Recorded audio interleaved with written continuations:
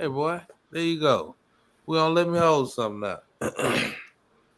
uh, Tony, see what you were saying? Oh, that was me. I was saying, Oh, I was no, saying, no. yeah. I was saying, yeah. It'd be like the fans. I think pinning people against each other because then I feel like these athletes go on the defensive. Like I don't think they really want to be like, oh, I'm better than or this, that, or the third. It'd be fans who start because I don't like the different decade comparisons. Like I'd rather have who do you think was good in this era and this Right, era right, right. because it's like oh Mike Tyson and Muhammad Ali. Like we're not like I don't want to do that. Like But when you have players like a JJ Redick talking mm. out the side of his neck and making it like JJ Redick Oh won well, that. that nigga LeBron left dog. Right, that's what I'm saying. Like he act as if he was in there, in the NBA, he was a killer. Like, Mm.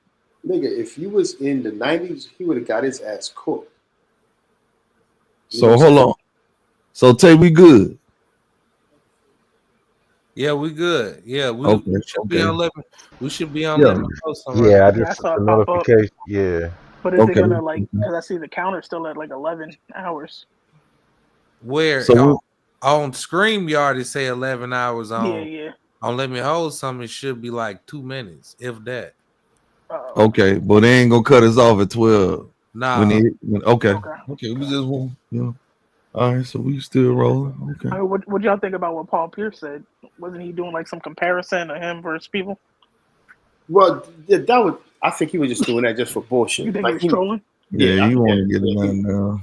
yeah. He just wanted You because he want knew. to throw his name in some shit. Did you see the panel? I think this was a couple months ago when Tim Hardaway Jr. was on the no, but yeah, when Tim Hardaway Jr. was on the panel, and it was Gil, Swaggy P, and a whole bunch of people, and I mean Nick Young is going to be what he is. Like he is a troll, but he was saying that he hate the fact that how players nowadays disrespect players, and then he started naming players, and people forget.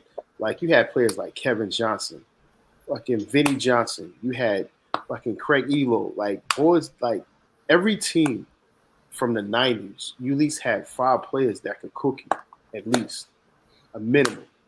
Mm. And it's like when you look at it now, players now try to disrespect players that came before them. Like, what are you talking about? People fail to realize that, like like my man Hot Rod, like Vinnie Johnson was coming off the bench at one point, fucking giving niggas like 20 plus off the He did bench. that. They called him microwave for a reason. Right. And then it was another thing. It was another discussion on that same panel where he was saying, no, they were saying how it was another one. They were saying Draymond Green was better than name players that Draymond Green are better than. And they was trying to put Draymond Green in this panel. I'm like, what the fuck you talking about?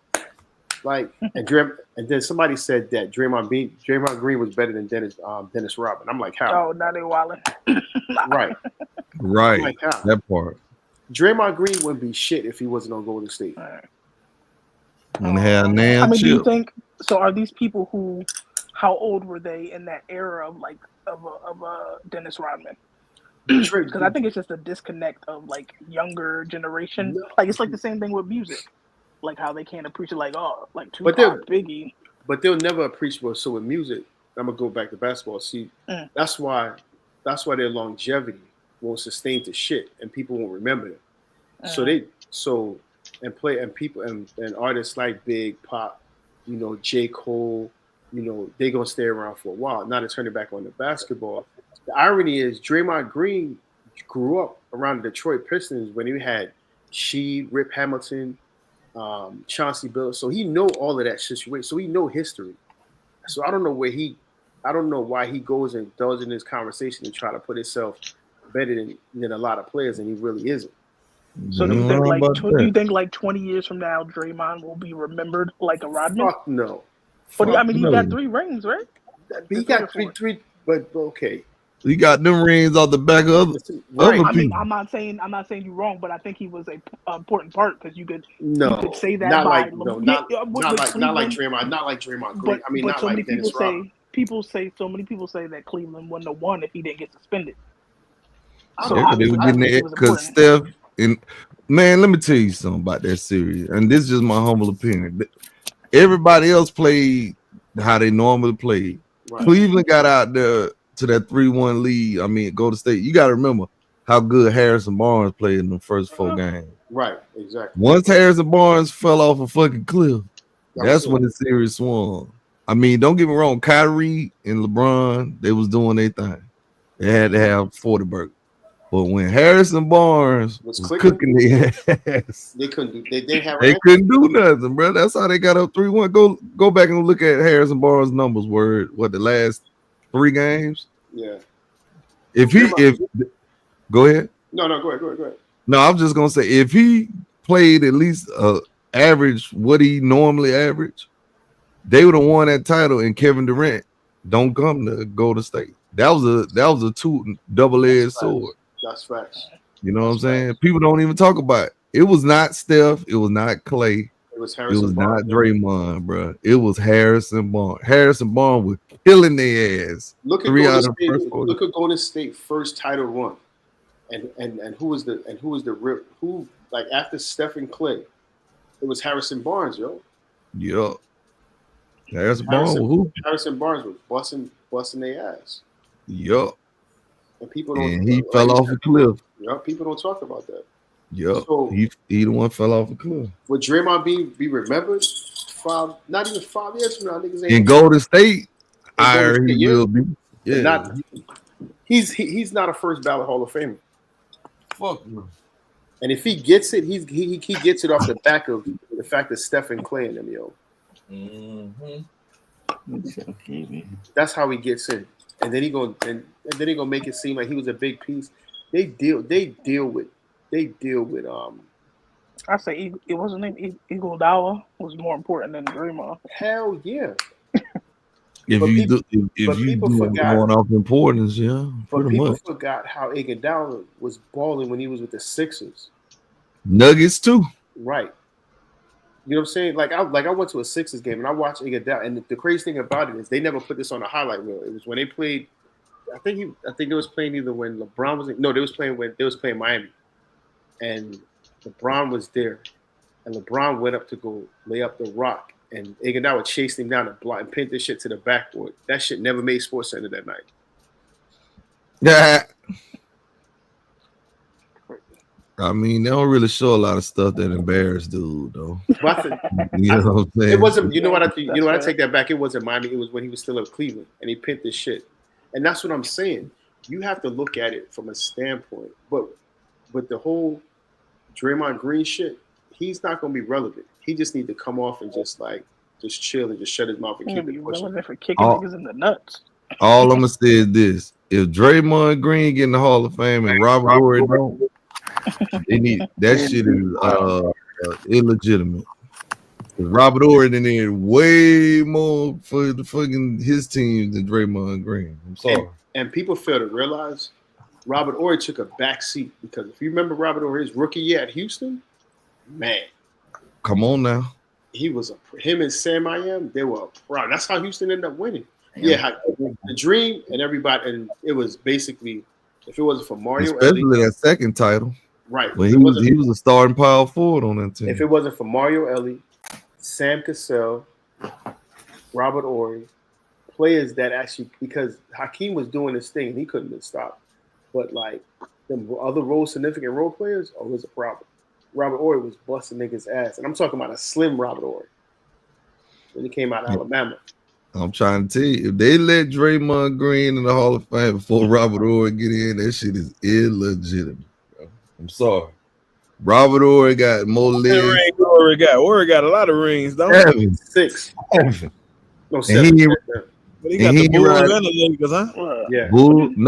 The Rockets. He got Houston. Oh. He got the Lakers. He got 2. And the Spurs. And the Spurs. I think y'all better prepare for it. They put Kobe at number 11. Yo, that's because he dead. That's because he What's that dead. got to do with anything? Nah, Kobe get Because too much he can't. They want all them niggas talk about being because he dead. You gotta look at it like this. Was alive and kissing his ass. Right. You gotta look at this. Talk about dead nigga. Them individuals at Complex, they do the same shit with music, yo. Them niggas ain't. You know what I'm saying? Them niggas ain't. Yeah, like them. Like them. I'm just trying. 11, like not even top 10. Because that not even top 5. They disrespect him because he dead. Cause he dead. If he was still alive, they wouldn't be doing that shit. You know who said that best? There was on Byron Scott's podcast. Olden Polynese.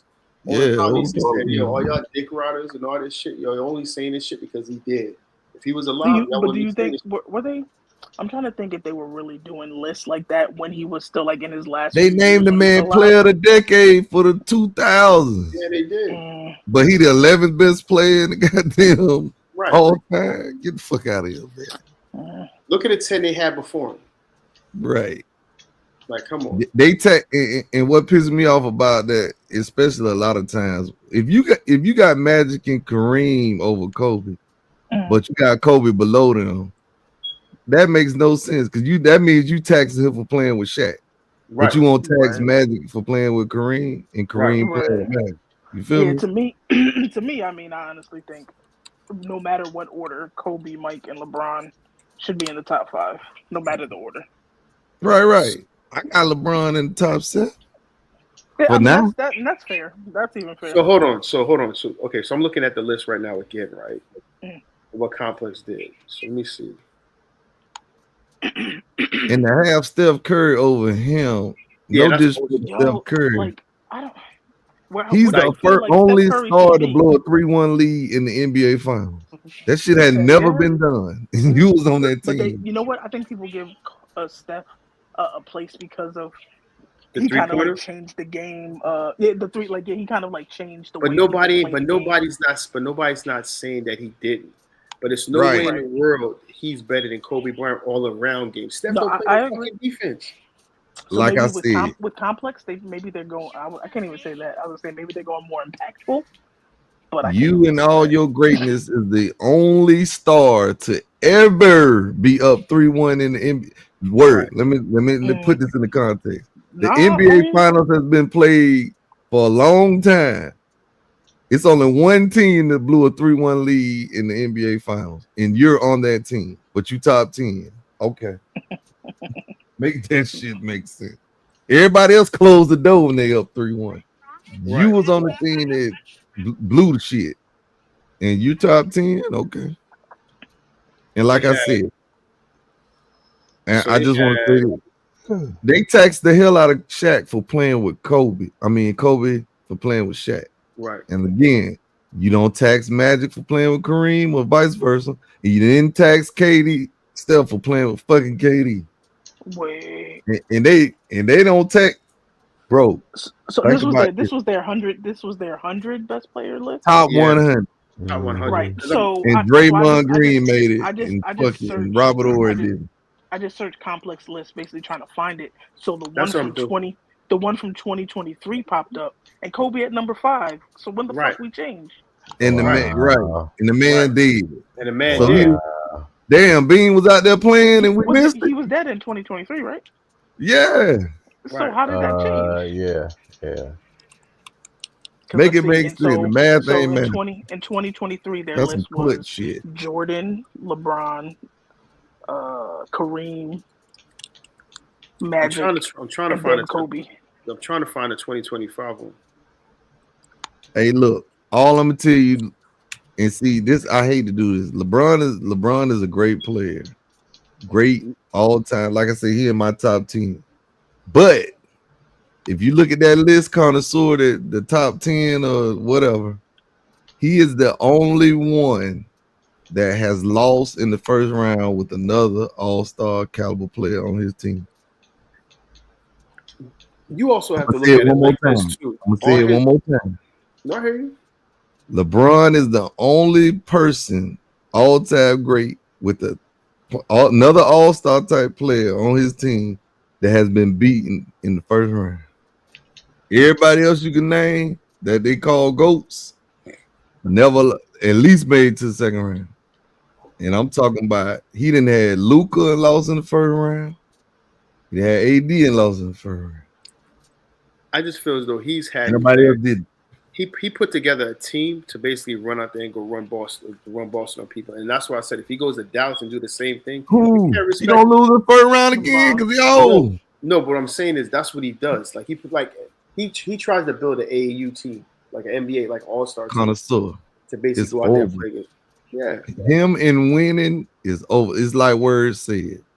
His best bet, if he put his ego aside, is to come off the bench and dominate other team's second unit. He's not. It's gonna be hard for him in a postseason. Regular season is easy because they ain't got too many scout report. They're gonna be trying like that. Tuesday night in Orlando or somewhere, you might get your rocks off. But when them young boys get out there in April and it's playoff time, bro, you got to raise your level. I need you to play 40 minutes. 42 miles play. He can't do it and be effective.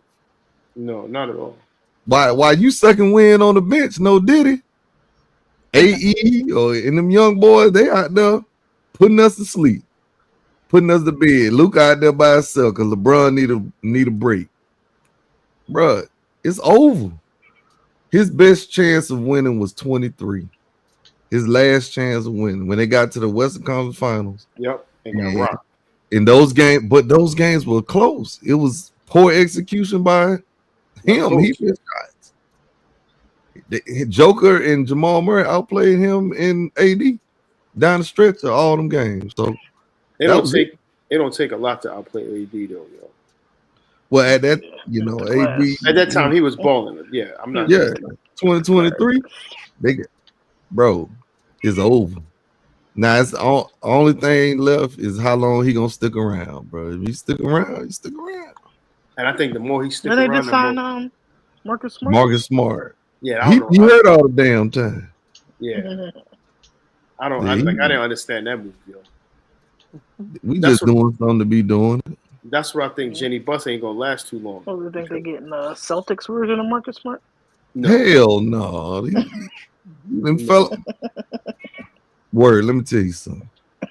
You watch sports enough. If you on the buyout market, it's for a reason.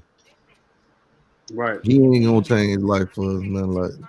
Because him and Luka, Luka is a defensive liability. Marcus Smart, former defensive player of the year, cool. But who are you taking off the floor in the clutch? You gonna take Austin Reeves off? Because Austin Reeves is a better offensive player, way better than goddamn Marcus Smart. Who you gonna take off? Who? What's my boy name? Rui? See what I'm saying? Rui still there? Yeah, Rui's still there. He's still there. He's got Rui. Somebody trying to get him? I saw him in like an article, but I can't remember why. Miami. They want the Heat. We was about to trade him and what's the boy name? Don Connect. But they want a pick. Lakers don't want to give up that pick, which they not wrong. Shit. And if they go to Miami, they gonna flourish. Oh, Rui will. Absolutely. Because he playing down in that system. I don't want to let Rui go either. The thing about it, LeBron is holding up a lot. Like he's holding that team as hostage right now, yo. And them young players opted in. And them young players can't get off, yo. They can't get off the way they need to.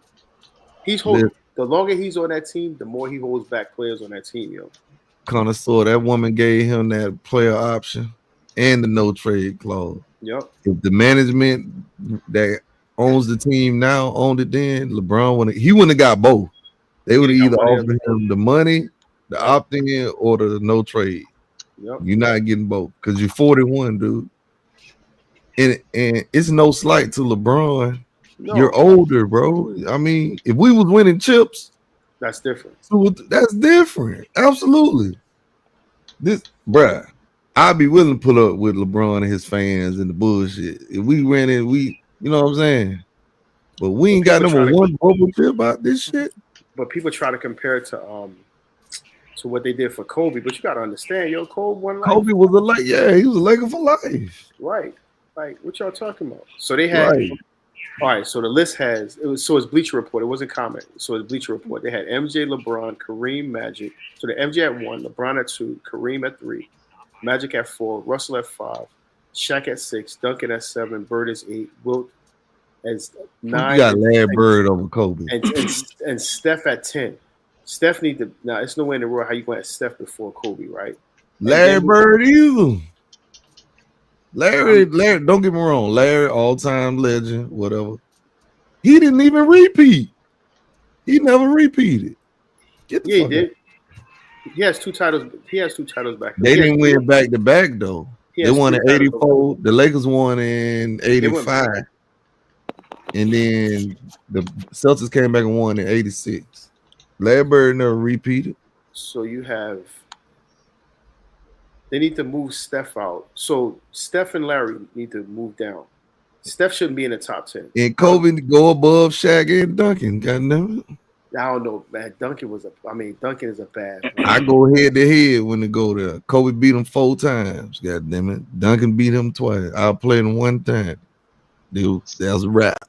And when Shaq was gone, he But beat look him 5. God damn it. But look So at he the ain't dis- even look at the beat disrespect. twice. But look at the disrespect from 11 and 20. Cole, Hakeem. They had KD at 13. They had KD before Oscar Robertson. Come on, man. Jerry on. West, KG, Jokic, Dirk, David Robinson, and Dr. J. Look, Joker got 1. You said Joker, right? Yeah, Joker at 17. Joker ain't got number 1 chip. See, and that's another. These people don't care about winning, bro.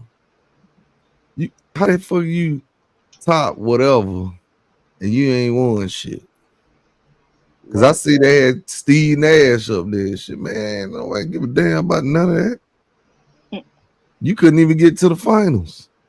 Let alone win it. I bet James Harden on that list too. Man. But that's the top 20. I'm looking. No, I'm just saying. You probably could. Yeah, They probably could. James Harden. I don't understand how you can't value winning in fucking first part of it, bro. What we playing for? Because I think at the end of the day, the people that are writing, the people who actually writing these articles, yo, they don't really understand. They don't be in play, goddamn it. It's easy to say they motherfucking ain't never played a day of sports in their life. You play to win, bro. Yeah, you think if Jordan was 2 and 4 in the finals, we'll look at Jordan the same? You know what the crazy thing about it looking is? at him, he'd be great, but people just don't understand, right, how hard it is to win one, right? But this, but Mike won 3 straight and did and twice did it twice. Did it twice. Like to win an NBA title back to back. Well, to win one title is hard, but to win one back to back is even harder. But to win 3 straight, come on, man. You know how difficult that is? That's 3 straight, and then you took 18 months off and come back and win another 3 straight. Pimp, connoisseur. We've only seen this shit 3 times in our lifetime. Right. I don't know how I know in my lifetime. Probably won't see it again. For the Lakers to do it, that shit was, you know how crazy that shit was? And they was one Robert Horry miss away from doing it 4 times. Right. People forget Robert Horry missed that shot in Game 5. That took the Lakers soul the next year. And I wonder the thing that I wonder about connoisseur when it comes to Shaq and Cole, if they'd have won 4 straight, bro. That would have been a problem. They would have been taxed. They tax Kobe now for winning 3 straight and going to 4 with them. If they'd have won 4, think about it. Kobe would have been the MVP of the 4th one. Right. Think about after they won the first 3, right? If they had put aside their differences, and Shaq said this in the interview, if they had put aside their differences, nobody was beating them that 4th year. Yo. Well, Horry missed the shot, man. But in that game, they came all the way back. They were down by like 22 points in Game 5. Right. And Robert Horry missed a wide. That's one of the one clutch shots you'll see that Robert Horry missed. That changed the hands of time.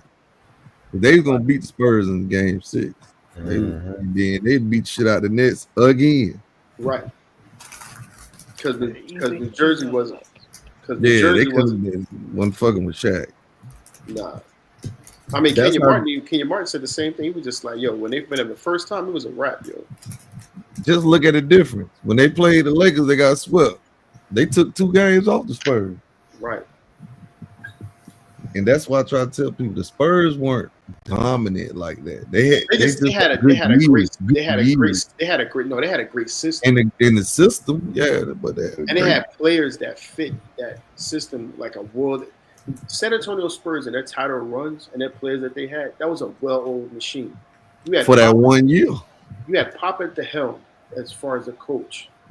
And then you talking about after David Robinson retired, you had Ginobili, Tony Parker. They had players that was like they fit a system that was great, and you couldn't do nothing with them.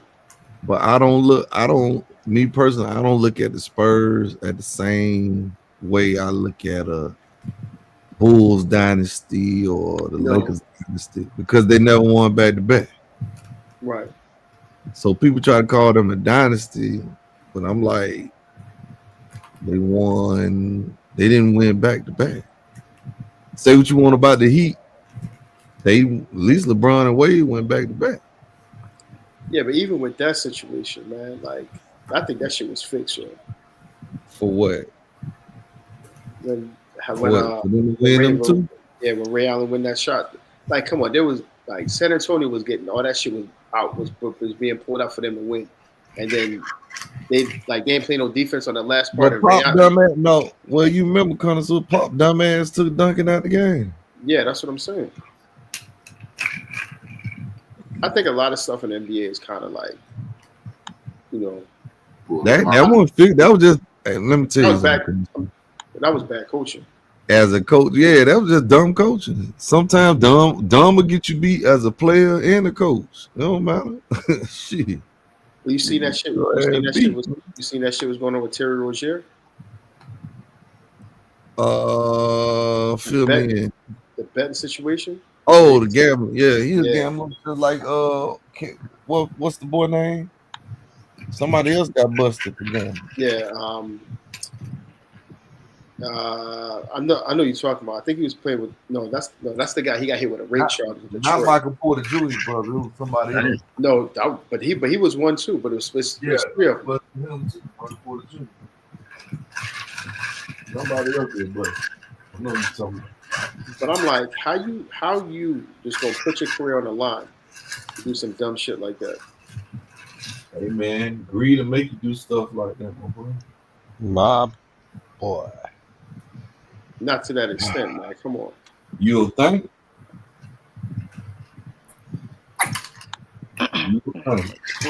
Sports betting ruins sports. But I'm not gonna put my career on the line for that shit. Especially when I'm only a role player. Now they finna roll your ass right out the league. Right. Roll your ass right out the league.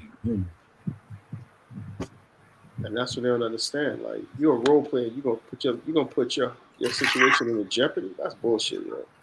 Mm-hmm. You're a dumbass nigga. You get you deserve everything that comes to you. Trying to.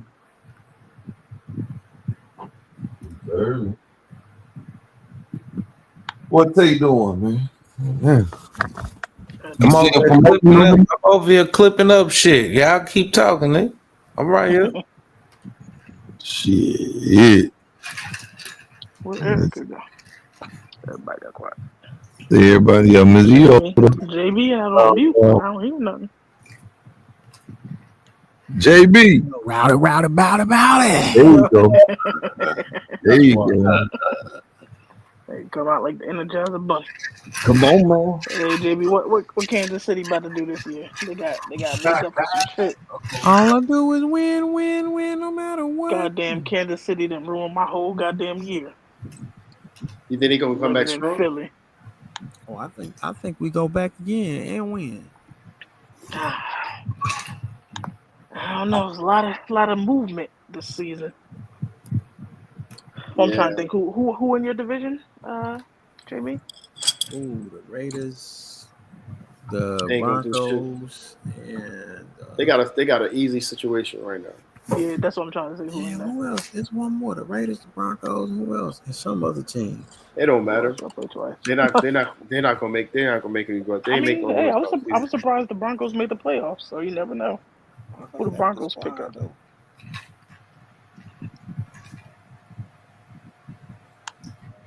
I'm looking to see what they picked up. They didn't pick. Let me see.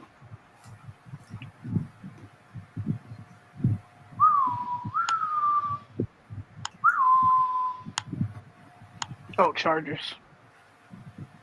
That's Chargers, another. Broncos. Again, they don't have nobody in the division like that. Chargers, Broncos. Yeah, y'all do kind of gotta. They got to Easy escape. division. They got to ease the division. I mean, we never know the Chargers coach. They got that coach. Man, they could win. They could It's up to easily win. Herbert. It's up to Herbert. Yo, somebody They could pointed eas- out. I was watching a video on Instagram that like half of the Chargers team, all the players' last names start with an H. What's the relevance behind it? I don't know. There was somebody just saying it was just like a weird thing. I gotta look at the roster. The Bills should win the Bills should win the AFC East. Should. I think the Steelers will win the AFC North. I mean, I think we stand a good chance. I mean, we always got to battle. We always got to battle with the Baltimore. So Ravens, but I don't know. Bengals might. The AFC North is gonna be a battle. Like I can't call it Ravens, Bengals, Browns, Steelers. Steelers. You got it tough, bro. Yeah, That is a tough division. Yeah, no doubt. Then you have the AFC South. That's a Texans, Jags, Texas, Titans, Colts. and Colts. I mean, so that's between Texans and Jags because it depends on what's the name going to do on the Jaguars. Travis. Yeah. I don't think he's going to beat. Is he going to play two-way?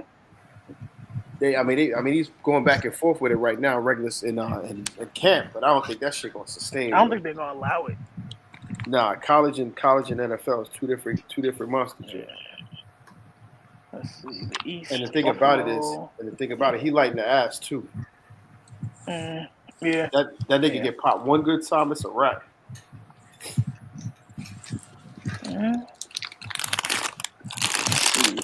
NFC West, Cardinals, Seahawks, Niners. What the Niners look like even? They lose a lot of motherfuckers.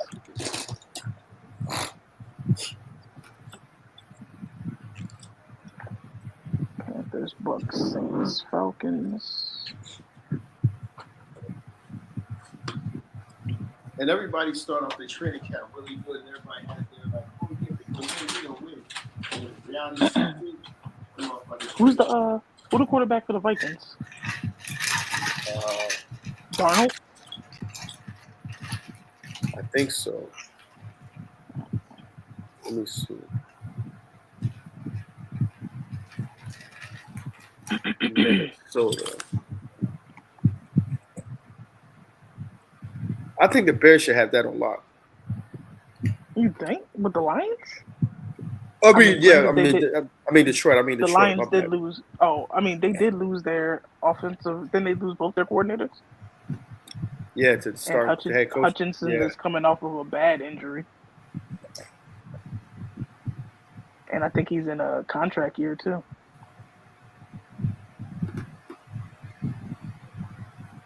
Yeah. Shit, I don't even know what's gonna happen with the NFC East. Really?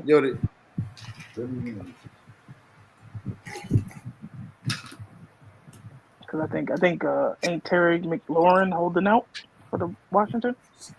Good night, guys. I'm going to bed. Good night. Hi, Miss LaShawn. You be safe. Make sure you pour out all that ice before you go to bed. Bye. Wasting that man ice in that bed. Pleasure. Put that ice in the ice maker if you don't want to eat it. Put it back. Don't waste that man. Don't waste Mr. Terry ice. To that ice maker, though. Oh man. Ice. Where old Mr. Williams at? He ain't anybody. Hey, JB, you checked on your mob lately, man? What he got going on? Who knows? Come on. JB. You go check on your mob, JB. It's all brothers. Absolutely. It's supposed to be brothers. Right. JB don't even check on his mob. McLaurin still holding out. Yeah. They Scared said Tears want the that shit. asking price is looking to be around 30 million a season, and they Yeah, not he even helped me close win to that. that. He helped me win my fantasy championship. They need to get him right. But I mean, they added Debo. Maybe they feel like they don't need to pay him all They that. say, I would they say, disagree. they say Debo out there looking like a pregnant soccer mom. Hell, man. Even they got some of that mumbo sauce, huh? I'm telling you what the report said. Oh my Yeah, god. that's a reporter card. Yeah, pregnant soccer mom. Yeah. Mm-hmm. Don't need to get that money, man. Look, all I He got know is, paid. He got paid by the Frisco. San Fran paid him. So. I mean, honestly though, I ain't even gonna lie. I'm all about getting your money, but at the same time, yo, don't get your money and then forget like you ain't gotta do shit because as we all know, the NFL, that shit, yo, On that. a lot of that shit ain't guaranteed. Talk to well, him. no, that's the problem. A lot of it is becoming guaranteed. Cause shit, Well, now, what did yeah. what defensive, what did fucking T.J. Watt? What y'all just pay that nigga? Oh, we paid him a guap. Shit, did that. most of it, like 90% of it, guaranteed. Yeah, now it is, and I'm I all mean, he about worth that. it. He worth it, but But a lot of players don't come. All the hell he ain't. bullshit. Don't he have to lead the league in sacks? What he do? What he do in that playoff game? You didn't even know that motherfucker man. was out there. Shit happens, man. That dude was definitely MIA, yo. That's the same thing I say about Michael Parsons. Hey, what D-Law say? They was tired, boss. They was tired. Man, come on, man. Hey, word. When last time Michael Parsons had a playoff set? I wait. Look, man, mind your business. He be getting double and triple teamed all the time. Motherfuckers around Micah take the attention so everybody else can get the man, same. attention my ass. I'm gonna pay you $40 million. He couldn't do shit because D-Law ass was hurt. Take attention and make some sacks in the playoffs. I need some playoff wins. Man. What you think about Brock Purdy contract? They finna fall out like a bad bag of dope too. Oh, absolutely. I mean, get your money, but yo, like, you know what it is? It's just it's get your money when you affect my salary cap for my team. Right. Hell no. But see, I think the problem is people want people to get paid based off of talent, which is what it should be, right? Right. But people are getting paid based off of you're the next man up, and you get one up on the one who went before you. That's because the owners won't tell their no. Goddamn, they looking. So if the 49ers let Brock go, who they gonna get? We ain't won shit anyway, so we just gonna hit the rebuild button any goddamn way, and hopefully we get lucky in the draft. But I mean, what the 49ers been in the playoffs? What, the last like 5 years? That ain't the goal. I mean, they've been like the NFC Championship. Man. What, 3 of those 5? Yo, the goal is to build and be consistent. Yo. One thing I can say about one thing I can say about Niners have been consistent. Consistently, we're not winning shit. What do you mean? I want to say 3 out of 5 years. They ain't won a Super Bowl just as long as the goddamn Cowboys. No, and you're right, but they've been there. Okay, then. The one thing I can say about what I'm saying, it's not. The one thing I say, Super Bowl, but the one thing I can say about us Kansas is the City. fact that we always get to the playoffs and like fall short. Right. At least we get there. I'm glad Pittsburgh because that shit don't work when the Cowboys say it. No, I get it there. But at the same time, we still make strides and move forward. And then you got to understand, our regular season. Hold on. What the hell y'all done move forward on? Y'all ain't been Super Bowl in 11 years. Who? The Steelers. No, I know that. But I'm saying, but at least we consistent as far as regular consistent season. What? Nigga, we go into a situation. I mean, we lose. Yeah, the first goal is to get to the playoffs. At least we have. I mean, man, that ain't the goal. The goal you should. No, that's the first. Hold on. You think the Eagles' goal? Tree could probably vouch for this if he was here. Their goal ain't trying to go to no damn playoffs. Their goal is to win the Super Bowl with the roster they got. No, so you're thinking about from a fan perspective, from a franchise, from an organization perspective.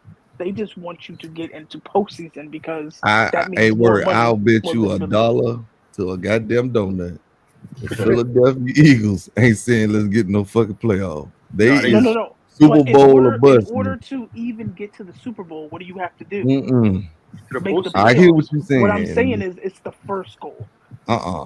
It's the first. First goal goal probably win the division.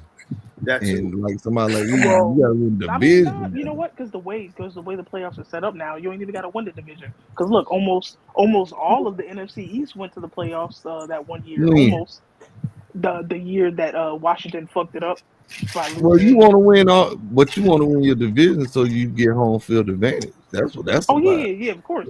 But what I'm saying is, you just want to get. I mean, winning the division makes it easier. You know, winning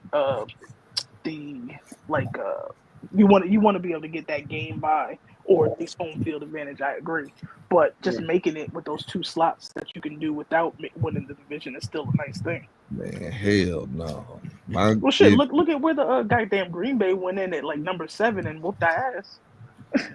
I mean, I'm sure they ain't expect to come out that way. Shit.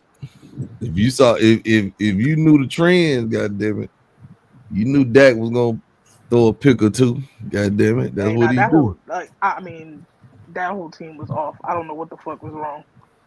And Like, and him and the CD quarterback didn't help.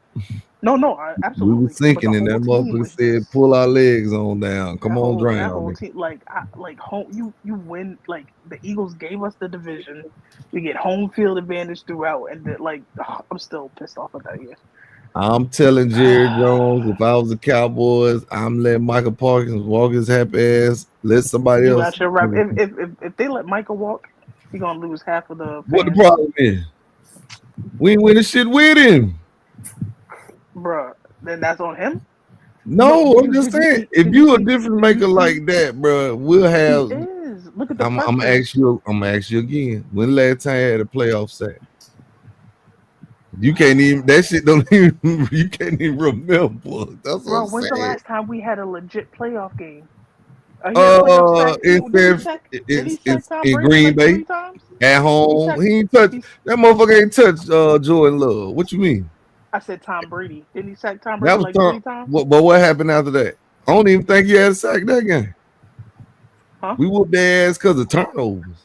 He didn't do shit. No, I think he sacked because that's why Tom Brady sent him a jersey. He sent him an autographed jersey. That's 2-3 years ago. What happened the next year? Motherfucker didn't even pinch Jordan Love. So what we talking about? Hey, listen, I'm not telling nobody. That's because he couldn't sack somebody when we had Aaron Jones running the fuck off. Damn, ain't you a D lineman? You should be able to stop the run on the way to the quarterback. Bruh, now one thing we ain't did in the last 3 years is stop the goddamn run. But what I'm saying is, if I'm paying you, but you asking for $40 million a year, word, you got to be able to do more than just rush the goddamn. We don't know what he's asking. He didn't ask to be the highest paid, but again, what is this? Another contract issue where 30, don't pay 35, nobody. 37. That's still up there. But I need your ass to do more than one thing. Is that? Whose fault is that? What you mean? Who fault it is? So to me, I don't always think it's the players, right? Like, because Mike is showing up. Like, with CD held out.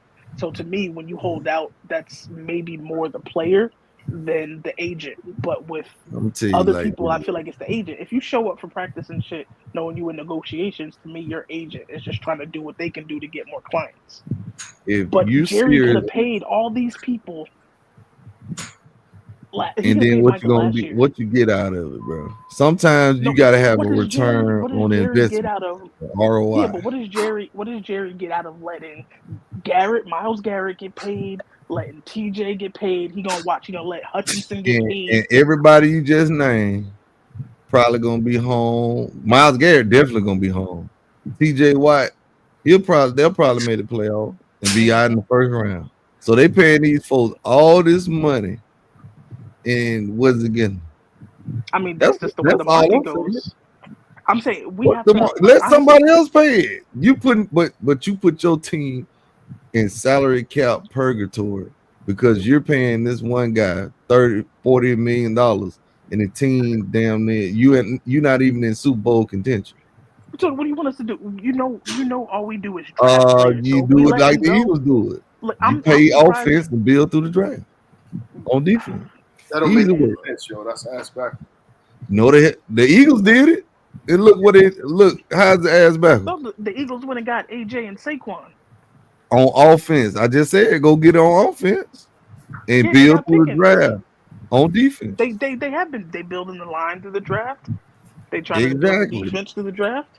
That's But you so can't you let making my Micah point go. for me. So what you saying? What you think our defense gonna look like if we let Micah go? Gonna look like it always look. And until you kidding me? hit in So the you draft, that's why you hit see- in the draft, and you you have see more the money to spread around. Nobody in the NFL in their right mind would let Micah go from their team. I'm not, bro. And if we let Sometimes him you go, gotta he do gonna stuff. fucking he Well, gonna fuck well, around and goddamn, go to I tell you, Washington. hey, word. Let's make a gentleman's bet, $1. I bet if they re-sign Michael Parsons, you guaranteed they ain't finna win no Super Bowl. You guarantee because you ain't going because you paying Dak $60 million, you paying CD what you paying him, and you paying goddamn what's the boy name? Michael Parsons. How you gonna keep Deron Bland? How you gonna keep No. I agree we're screwed, but hey, look, like I say, we got to figure it out and keep. If like, I got to I'm choose preparing for Micah to between be here Michael Parsons year and Deron Bland, I'm keeping Deron Bland. I'm sorry. You got shitting me. I'm sorry. No sir. I done seen Deron Bland flip a game on the dime. God damn it. I can go get 2 or 3 pass rushers, goddamn, for the cheap. Instead of paying goddamn Michael Parsons, I can have goddamn then brigade. you might as well have let him go, and you should have kept D-Law there. Absolutely. Yeah, and his. I'm saying that was a bad move. Man, look. Man, shit. Let me tell you something. Word. If I was building that team, the Cowboys, I would have kept Cooper Rush 2 years ago and let that walk and had that money and used and spread it around and bought in some good ass players. You can win a Super Bowl like that easy way. At least get to an NFC championship game.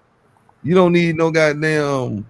Yeah, and the ticket You sales know will what be I'm in the saying? toilet. Ain't nobody Dak paying to Prescott- come watch Cooper Rush for multiple seasons. No, you paying to watch the team. Because if the money I'm saving by having Cooper Rush run my offense, I got better players. I got better D linemen. I got better corners. I got better linebackers. You feel me? That's how you're supposed to look at it. Bro, you're talking from a place of having a What you mean? common sense owner. I don't care if we had $300 million to spend. Jerry would fuck it up. I agree on that. That's so to me it doesn't matter. Like I'd rather keep the high ticket players because Jerry gonna fuck it up until he die. I'm not thinking logically. Let's just say that I'm not gonna be thinking logically because Jerry just gonna fuck it up. Because all these CD, Dak, Micah could have all been paid way less money way earlier. But no, Jerry got to wait till the first game day to give somebody a goddamn contract. But it looks worse when you got them high ticket players and you ain't producing. But we got the high ticket players because of Jerry. I mean, yeah, he's a dumb. He should have paid them. Yeah. If you're gonna do it, yeah. But I would have let Dak ass be gone after that Frisco fiasco. I'm done. If Jerry didn't intend to sign Dak like prior to the second time he like let him bet on himself, then yeah, he should have let him walk. Right. Because Baker Mayfield making $27 million a year. You know how much Tampa Bay gonna be able to put around him? You see how they just keep adding players in goddamn Tampa on the low. That shit if Dak can't get it done this year with this offense, I don't know what to tell you. He ain't gonna get it done. You didn't seen it move 50 million times, and it's like you finna watch it again and hold the end. Well, who do we have? So when we lost to Green Bay, who do we have? CD and who? Right. Besides Ferguson. When somebody show you who they is, believe the first time, man. Bad ain't work. I'm about to let you put it all on that. Listen, I put it on Jerry still. I was watching the other night. I found myself watching Dak Prescott in the college against Alabama. This came down my feed. I said, let me watch this shit. See if he was doing the same shit back then you doing now. Man, don't you know that motherfucker threw 3 interceptions against, and they had Alabama ass. You turn the ball over in the red zone and shit, just like you doing in the NFL. Same thing. 3 picks. I said, yep, still doing the same shit. And I mean, what more can you say? You know, this shit ain't nothing different. I hate to say it. The dude gonna do what he do. Throw picks when you need. I don't know When why. you Like don't need them. he had one season to pick though. I mean, he throws picks at the worst time. I That's give what you I'm that saying. 100%. Man, that's my point. But That's like my people whole make point. it seem like he a pick master. Yeah, it just unfortunately his picks come at the worst time. But I think That's for the what most part hurt. of his career, Jalen has thrown more picks than that. But Jalen don't throw them at the worst time. But he also has a better front office and a better team. Oh my around him. lord! Let me tell you something. What run game do we have? If you put Dak Prescott in Philly and put Jalen Hurts in Dallas, Dak still will win the championship. That motherfucker still gonna throw the picks. And if you put Dak with Saquon, he ain't got to worry about that shit. Man, shit, he had Zeke in 16. What you mean? And he didn't lose in 16. That was his rookie. Yeah. Season. He didn't lose. Yes. He brought us back. We lost because defense. But how did we fall behind? You forgot about because, that. He threw picks. Fell behind. He didn't throw picks. Yes, he did. I got to go back and look. Yeah, go back and look. Remember that stat. Matter of fact, 2016. I don't remember if he threw picks. I just felt that was the year we had the bye, and I said we was rusty, but he came back.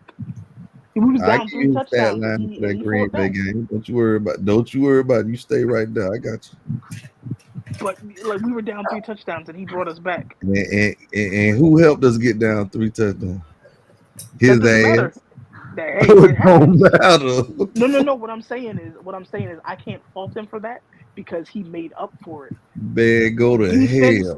The defense couldn't hold. Like it was the last play. It was an Aaron Rodgers like play, a play that only Aaron Rodgers could do. Now, obviously, the picks would have. If we didn't throw those picks, maybe we could have been up more. So wait a minute, word. I'm not saying he should have thrown the picks, but so you giving the nigga credit for putting out a fire they started? That what you doing? I mean, if you start a fire, it's better. You put the bitch out as opposed to burning down the house. Obviously, ideally, I don't want him to start the fire. At least he put it out. Fire, man. I started a fire, but how it burned down. I put the fire. They go, yay, good job, Tony C. Put the fire. So I'm not saying good. Nigga, you the arsonist. But I'm the arsonist. Oh man, they get that motherfucker no credit for that shit. He only threw 1 interception. He had 103 passer rating. That shit was probably like you said, it was probably the most inopportune time. It couldn't have been because we were down. So that means the defense. You probably threw that bit early when we probably driving, when the Cowboy driving or some shit. Probably gave him a possession. Bro, look, he had 103.2 passer rating, and you try 302 yards, 3 touchdowns. And you trying to blame Dak for that loss? You there? As a rookie. I damn sure did. All right, well, let me ask you this, right? What do you guys plan to do moving? Because the thing about it is, you gotta ask Word. Don't fuck the Cowboy no more till they get rid of that nigga. How long you gonna keep riding this Dak Prescott train? You gotta Word is on it. I mean, because of thanks to Jerry, we're stuck riding it. Like to me, when you're put in a situation, I'm a Cowboys fan, so I have to rock with whoever the quarterback is. No, you don't. We are stuck with him, so I'm just supposed to not cheer. So I should. No, you just put your fandom on pause till Jerry die, or they get rid of Dak. One out of two. I don't have an ultimate problem with Dak. I have a problem with Jerry. I don't care. Like in my mind, right? This may not be true. Like I would say with what Jerry does to the Cowboys, Aaron Rodgers could be our quarterback and we still wouldn't win. That's just how I feel. Prime Aaron Rodgers. Prime Aaron Rodgers. What do you feel? So what do you think? 2016. So 2016 Aaron Rodgers. I think we still would have lost. Hell no. We blew the shit. Oh wait, you know if you flip them motherfuckers. Sorry. The Cowboy would have beat the shit out of them. I take that back because we had a better team as a whole because we still had Travis Frederick and shit. Come on, man. Yeah. They should have. But so 2016 wasn't on deck. defense couldn't hold Aaron Rodgers. Aaron Rodgers, honestly, He 2016 only was threw just it was just 2 Aaron Rodgers made touchdowns. an Aaron Rodgers. Aaron Rodgers made an Aaron Rodgers like play, and Dak was a Hold rookie. on, let me see who I on the mean, turnover battle. Hold on, because I know we got one pick. That better not be the only turnover, goddammit. Because now I really feel some type of way. Because Aaron Rodgers ain't throw no picks. So I need to see the goddamn stat box. Hold on. They better have a turnover. Green Bay better have a turnover. Because if you lose turnover battle, you 9 times out of 10, you lose the game. Let's see. Okay. Why I say Aaron Rodgers threw a pick? They say 1 interception. I thought Aaron Rodgers ain't throw no picks. Somebody lying. Somebody lying. somebody They lying. both threw a pick. Oh yeah, he did. So they both threw a pick. Yeah. So Like they I said, both that was just, and Aaron Rodgers only had 2 touchdowns. yeah. So what was this? Let me see. Where's 34-31 was the score. No, I know the final score, but what was the score like? Through the quarters. Oh. Okay, so first quarter, we started off with a field goal. They got a touchdown. Second quarter, they got 2 touchdowns. We got a touchdown and a field goal. So they basically scored 3 times back to back through first and second quarter. So we went field goal. They went touchdown, touchdown, touchdown. We went touchdown, field goal. Then they got another touchdown in the third. And then in the fourth quarter, we got touchdown, touchdown, field goal. And the Cowboys had 6 penalties for 50 yards. Yeah. So basically, we tied it. We tied it with a Dan Bailey 52-yard field goal, 31-31, with 35 seconds left. So we gave them the ball back with 35 seconds, and Aaron Rodgers did an Aaron Rodgers play. But I remember that. I'm looking at a stat right here that probably put us in the hole early. I'm betting it did put the Cowboys in the hole early. The Cowboys were 2 of 4 in the red zone. That means those 2 field goals that helped them to get behind where they were 3 for 3. 3 touchdowns. So we were lucky to come. The Cowboys were lucky to come back. The 21-3, and you 50% in the red zone. That's not good. Yeah, I need to know what we did because Zeke had no touchdowns. He had 125 yards, 22 carries, but no touchdowns. Whereas they're running back Montgomery. Because they were down. You remember when they were down 18, they had to start. They threw the ball. No, they had to start throwing the ball. Yeah, because Dez had 2 touchdowns. Right. So my thing is, so my question to you is, so where in their system did they go wrong? Where did they go wrong? Yeah, like because this seems like a recurring path every year, or every time when they had a team that was supposed. Because even when they had Zeke in the backfield, it was kind of like, yo, this is what we're gonna do, and it's like they still can't get over that hump. Right.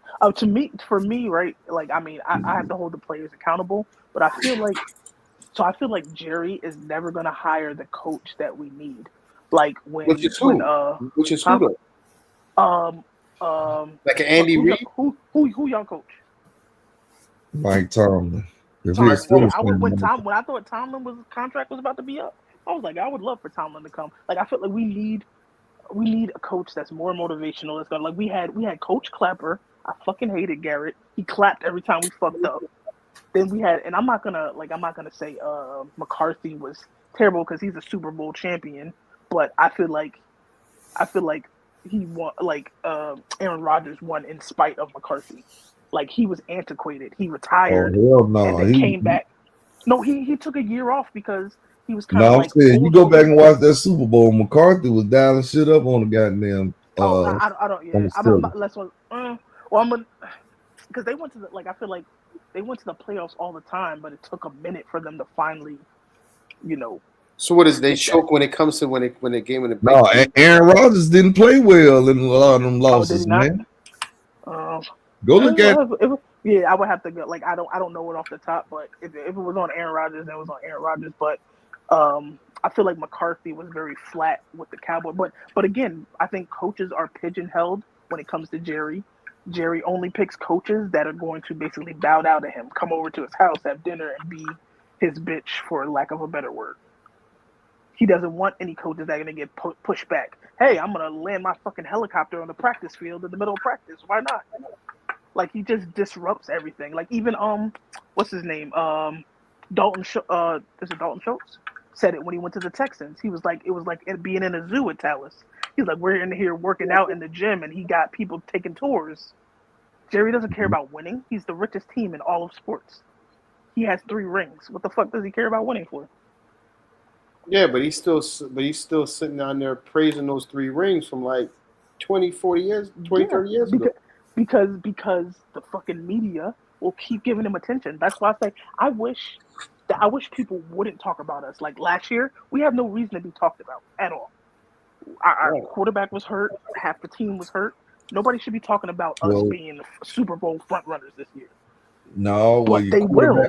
$60 million. They're gonna talk about your ass. I mean, yes and no. Like, yeah, you could talk about us in that aspect, but it's like as soon as shit start up, like, oh, Dallas has a new attitude. They're hopeful for the Super Bowl. Like, nah, stop that shit. You're giving Jerry what he wants. As long as Jerry, like I said, because I was running into Cowboys fans, in my area, and I ran into a black man veteran who said him and his vet friends all go to the Dallas Thanksgiving game. He said they all canceled their tickets. They said, I'm not giving another $1 to Jerry Jones. Like, people were fed up. Like, with the no running back situation, you didn't go out and get Derrick Henry. You won't do shit. So people are like tired of it. Like you said, like if you're gonna pay Dak, then like to me, what kind of quarterback Dak is. I think he's athletic, he's talented, but if he doesn't have help, it's not gonna amount to anything. He's not a force multiplier. His high tide don't rise all boats. Right. Like he's not a Brady,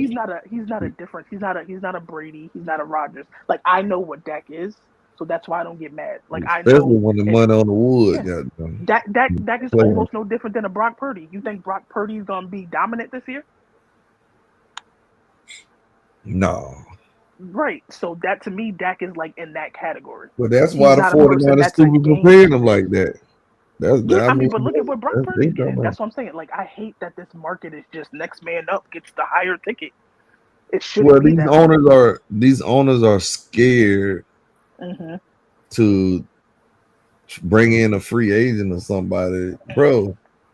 It's only a handful of franchise quarterbacks in the NFL period, bro. Right. 100%. Everybody ain't meant to be one team 10, 15 years no more, bro, because they ain't good enough. Right. Like I think a lot of times too, though. Like a lot of times they're not really being developed properly in college. So that too. That's part of it. But I mean, to me, Joe Burrow, Buffalo, Josh Allen, Project Baby, and hell, he underachieving. Don't get me started on his ass. Y'all need to quit calling him Project Baby. There's a lot of pressure. So in respect to Josh Allen and Project Baby, it's very hard to come out of the AFC with fucking Mahomes. But it's like a stigma. I think it's more mentally psyched out. Like because there was no way. Like that's why I still say shit is rigged because there's no way that I don't think Kansas City should have won that year when what did Project Baby throw like an interception, 2 interceptions? Like that game, when he had the number 1 defense. Yeah, that game was very weird. Like he did shit that they weren't doing. Like the shit that was making them win. That was on him though. Opposite. I mean, was it? Well, I felt like hell yeah, he was throwing picks and fumbling. Yeah, you talking about when Kansas City beat him at home, right? Yeah, that was when he like I think Zay Flowers got like intercepted or something right at the ball. Yeah, he fumbled the ball on the way in. Yeah, that game. It just but like that game still throwing picks and fumbling and shit. No. Yeah, that game seemed totally different from how they were playing all season. Like they just did the opposite of what was winning games. I'm gonna say this about Lamar. If you can't win Super Bowl with number 1 defense, bro, you probably ain't gonna win one. Yeah, that's fair. Everybody ain't blessed to have a number 1 defense, bro. That right. I mean, That's a dream because you gonna be in damn near every game if your defense is number one, especially in NFL, bro. So all you got to do is not do what he did. Not turn it They over. shut the Chiefs out in the second half. Or just technically just lock in his players, yo. Like, Right. That's all you got to do. But it's like it's a Mahomes thing because look at that when Really, Kansas City. I didn't beat, like. no. I mean, when- Mahomes put in the system, but you got to understand though, he's coming like a lot of these dudes. Like, what? Let's look at the NFL players, right? How many dudes actually sit down and really prepare before training camp, and really like lock in, like really dedicate themselves, and really Like a Peyton Manning or a Brady used to do. yeah. because they don't have that. I don't feel like there's that That tiger killer. anymore. That killer is. Yeah, Right. yeah. Is it right? So is it the fact that because they don't have to make all their money on the field, they could go out and do other things and say, you know what, I don't have to like continually break my body down and go through all this, damage, and then end up with some type of medical condition after when I retire, and then given the fact that like they have to stay in for a long period of time just to even sniff a pension. You I understand? mean, like I think there's not enough players who want legacy. They rather money, right? And then maybe it is seeing like. Well, I mean, if you players came from now nothing, having all of though, these wouldn't injuries you and though? CTE. I mean, like that's like somebody asking me. Like I was watching something, right? And I'm going back to the NBA real quick. Somebody asked me, would you take $300 million or $50 million or two or three NBA championships? I'm like, yo, y'all can keep the fucking championship. Give me that $300 million. Yo. I ain't even gonna lie. See though. I ain't even gonna lie to you. $300 million. That changes. But them chips gonna have you living in legacy. You can Right. make look at Nick But Foles. legacy don't always pay the bills. But look Right. at Nick. I bet Nick Foles ain't got no problem with no motherfucking money in Philly right now. Right. And see, that's what I'm saying. Nick Foles can do whatever the hell he want in Philadelphia. He bought them their first championship. Yep. Right, but You feel off me? of the Think back about of it who? like that. Off the back of who? A nigga that they outcast. It don't matter. He was the trigger man. Wentz, Right. man, he Oh, you talking technically about because won, Wentz but can they Wentz discarded can get Wentz. Wentz is the one who got them there. it. And Let's got be clear. hey, And but they treat him like yesterday's garbage. because when the money was on the wood, he wasn't there. Right. Foles, and people forget, bro. Foles They was a didn't high go to the pick. championship after he got paid. Who? Wentz, or he got paid after they won the Super Bowl. He got paid before, right? He got Yeah, paid before. Because Yeah, and he so he got got hurt. paid and he did what he needed to do. He just got hurt. Yeah. I don't know if they win that What he- Super Bowl Carson Wentz. Because I Nick mean, Foles was a better passer, like a pure Right. passer than But- Carson Wentz. But I think Nick Foles sat down and really he locked in. Yeah, with But I mean, it's easy to lock in when you only got to play how many games? I mean, Because regardless of when how many Nick games you Foles- play, When it's Nick always Foles went different. somewhere else and played a full season, how did he do? but he didn't have what he had in Philly though. But No, Goddamn. I agree. But given the fact that he just had given the fact okay, he locked in and he locked in for a short period of time. But prior to that, he was always ready. It was just when it was his time, he was gonna step into the mold. Because a lot of them throws, I don't know if Carson Wentz can make those throws in that high pressure. What? Yeah. I mean, Nick maybe Foles, different game plan. Nick Foles was, he did his thing. And like I said, he ain't gonna be hurting for no money. Because Jalen got him their second, but he got him their first. Right. I'm telling you, word. You know what he could do if don't nothing else fail? He could walk right into a analyst job with the Eagles or something. You get what I'm saying? He ain't gonna never be hurting for no goddamn money, man. They'll kick it to him right in the studio. Yep. Here's Nick Foles, goddamn it. Saying, you get what I'm saying? Because he made history, bro. So it just, I get what you saying and what Connoisseur was saying, the money part, but shit, it just depends, where you at. Like the Knicks. The Knicks ain't won since goddamn 73, right? Yep. Say Jalen Brunson and Cat bring them a championship. You think they ever gonna goddamn have to do something in New York? Man, They're gonna be Knicks analysts for life, goddamn. They're gonna have dinners for free, yo. Come on, not only dinners. I'm talking about she like getting a job. They're gonna be like, once they retire, they're gonna go sit right next to Walt Frazier. You see Walt Frazier right over there calling games. Think about it. Whatchamacallit? Mark Jackson. Like he's from New York. Played at St. John. Played his heart out for the Knicks, and they still won't get that nigga a job. Right, they overlooked the man. Just Look like at Pat Ewing, same thing. Mm-hmm. And he a coach too. Right, they rather go fight. Right, that's what I'm saying. Mike Brown. It comes to a point where you have to understand. Like, I know you understand this, but a lot of these owners make bread. You gotta look at it. A lot of the owners who own teams, that's a hobby for them. Jerry Jones is a real estate mogul. You know what I'm saying? Like, he has his 3 championships and he's good. He'll pay whoever you got to pay, whatever the case may be. You have to understand from a player standpoint, if somebody asks me again, $300 million or $50 million in 2 championships, nigga, I'm taking that $300 million. I'm taking that 50 and 2 chips, because I'm going to make that $300 million, goddammit. I'm going to get that. That's not guaranteed. That I'm going to get me an endorsement deal. I'm a 2-time champion. Oh, hell yeah. Somebody going to give me some endorsement money. But we talking about $300 million. We ain't talking about $300 million. That's a lot of I need them 2 chips. I'm a winner. Anybody can be rich. Everybody can be a Super Bowl champion. That shit there different. That sounds like Al Bundy, yo. It ain't gonna be. No, it ain't. Cause Al Bundy was down and out on high school. Super Bowl. Super Bowl. You talking about Super Bowl champion? Nigga, that's different. That shit there hit different. Ain't too many motherfuckers say they one of them.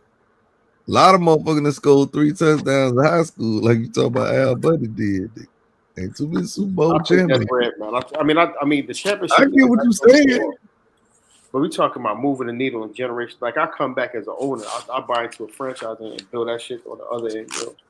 Hey man, if I'm a 2-time Super Bowl champion, depending on the team, shit, they might give me some ownership. Especially if I help them. If I'm the quarterback, I'd rather have the guaranteed money than hope to have the legacy get more money. Hey, that $50 million, I can turn that into $300 million.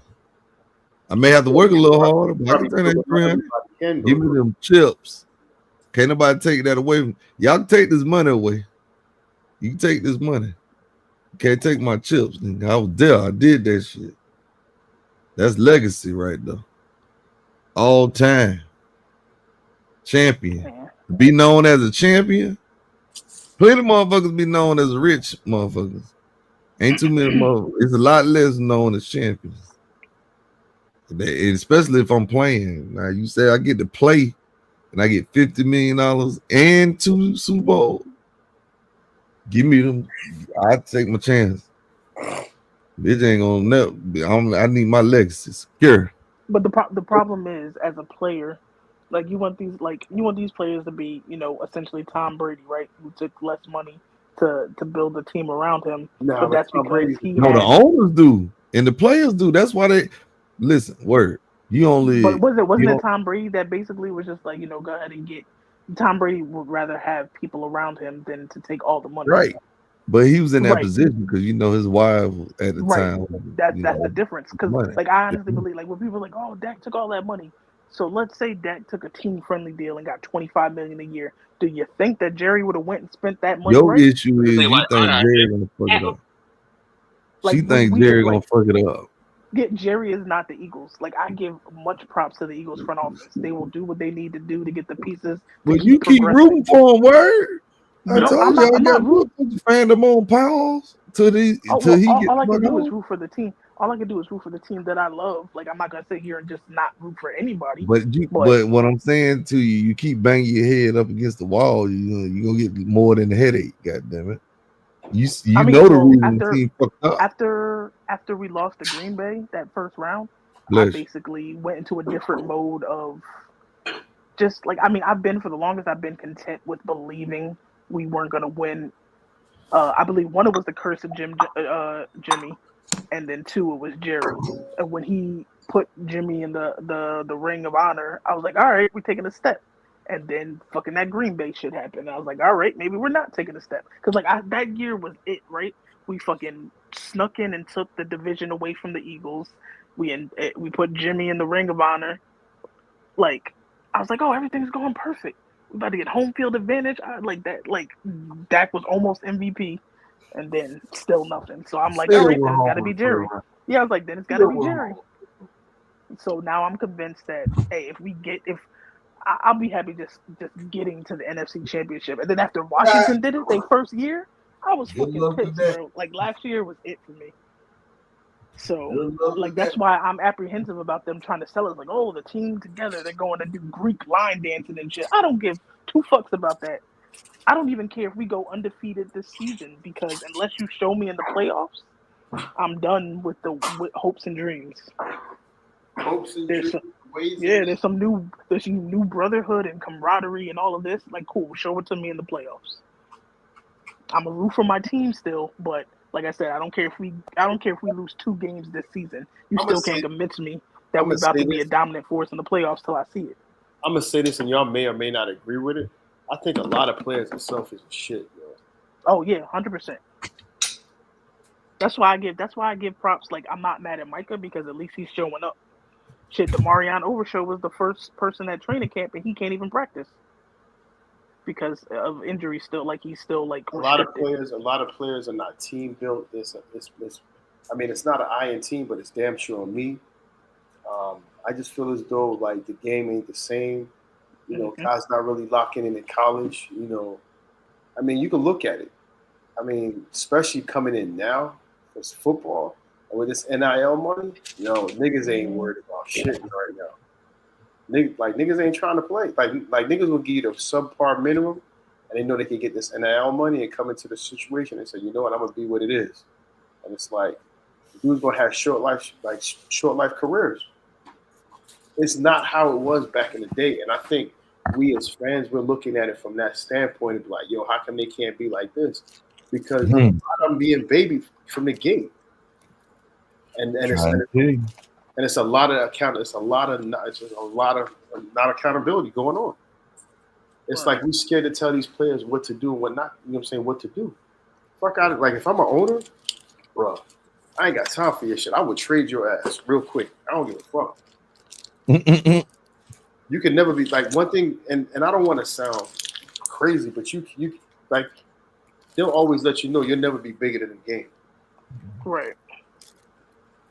Like, you know what I'm saying? That's why you have, like, if you look at Peyton Manning, look what he's doing with his nephew. Oh, Arch. Yeah, he's going to get locked. And then on top of that, I think it was his son or his other nephew. I think it might have been his son. Yo, his son is like 12, 13. He's playing in 8th grade. He's a problem right now. And Archie just going to come in and just, like, do his thing. Those guys understand the game. Like, they understand it because they have fathers and uncles of, like, that's legacy, and they understand it. Like, people can say what they say about Eli Manning. At the end of the day, he's going to go down as a New York championship winning team. You know what I'm saying? New York championship player. Whether he got, like, how he got there, it ain't what it is. I mean, it is what it is, but he locked in. You have to lock in. You have to come to camp. Like, you have to stay out of the media sometimes. Like, fuck this dumb shit. Stop doing dumb shit. Like, you have to lock in and understand that. Like, when Stephon Diggs, like, this is kind of like a long story, but like look at Stephon Diggs. He was fucking with Cardi B. If I'm like, there's no way in the world. He should have been locked in after that injury. Right. I'm not like, I gotta come back with a different mentality. Like, fuck all that dumb shit, yo. Like, showing up with games, showing up with Herman. Like all that is a distraction, yo. Because you know what they gonna call as soon as he ain't doing right, the season come. Or we shouldn't have been fucking with her. I'm trying to tell you. You know what I'm saying? You gotta and I don't think they understand that shit. These guys, they're getting too much money. They're treated like superstars. Like, they treat it like it's the culture now.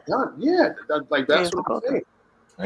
Ain't won shit. Ain't win shit. You like you up here celebrating, but you ain't win shit. Ain't won a goddamn time. Yeah, they want that. It don't matter as long as you win a contract. Yeah, that's the don't only matter if the thing you team winning. suck. You beat the Yeah, owner yeah. out of his money. That's the only It thing. don't matter. You You winning just on say you go out there and do what I do what I do, and I can't help it that the team sucks. right. It's like people aren't team The only thing you're players doing is being anymore. on the negotiating table. That's it. Only thing you doing. You ain't winning on the field. Man. Right. And the only person he could blame is himself. You can't blame nobody but yourself. It used to be you won and you got paid. Now you ain't got to win to get paid. Yeah. 100%. Because did they give Josh Allen another extension, or they did something with his contract this offseason? He don't need that money. His old lady was in Simmons. You good? What that mean? They money. She making good money. You straight? Tell him to get him a wide receiver. He signed a 6-year extension for $330 million. And that means when you look at me for a guaranteed. that means when he look at the owner and tell the owner, I ain't got nobody to throw the ball to, throw it to you goddamn self. Hey, respectfully, he ain't had nobody to throw to this year, and he did what he did. So I give him. He deserved. If anybody deserved their money, I give. I can't deny Josh. But see, this is the thing where when you take all that money, you can't cry about it. But I don't think he did. He didn't complain though. That's why I say you're right. He can't complain. He did. Get out there and make it happen. Goddamn. Right. I don't give a damn. You gotta go find somebody off Strappy. I mean, shit, even though, CD held out, took all that money, I give it to him. He didn't complain. He played fucking injured as shit. He went out there and was still top 5 receiver. That's what them owners do. They set them quarterbacks up. They pay you all that money, then you can't come out the back door and try to complain about what you ain't got. That's exactly. Lining their ass up. And they taking the hook, line, and sinker. But shit, I was look at I think through Dax, he's been there 8 years. I think it then had like 4 different centers. Hey, like the inconsistency is crazy. Hey, and they probably all came off undrafted free agents or some shit like that. I was kind of mad when we got rid of who that was? Frederick, right? Well, Frederick retired because of his he had a disease. Retired. I respect him for coming back and playing through that because he had a disease where his body just aches, not for no reason, but he was just in pain all the time. And so for him to play a season through that was crazy. But no, the one that went to Washington. I can't think what his name was. There's a point in your life you have to sit down as a player and say, you know what, I gotta hold myself accountable for the shit that I do.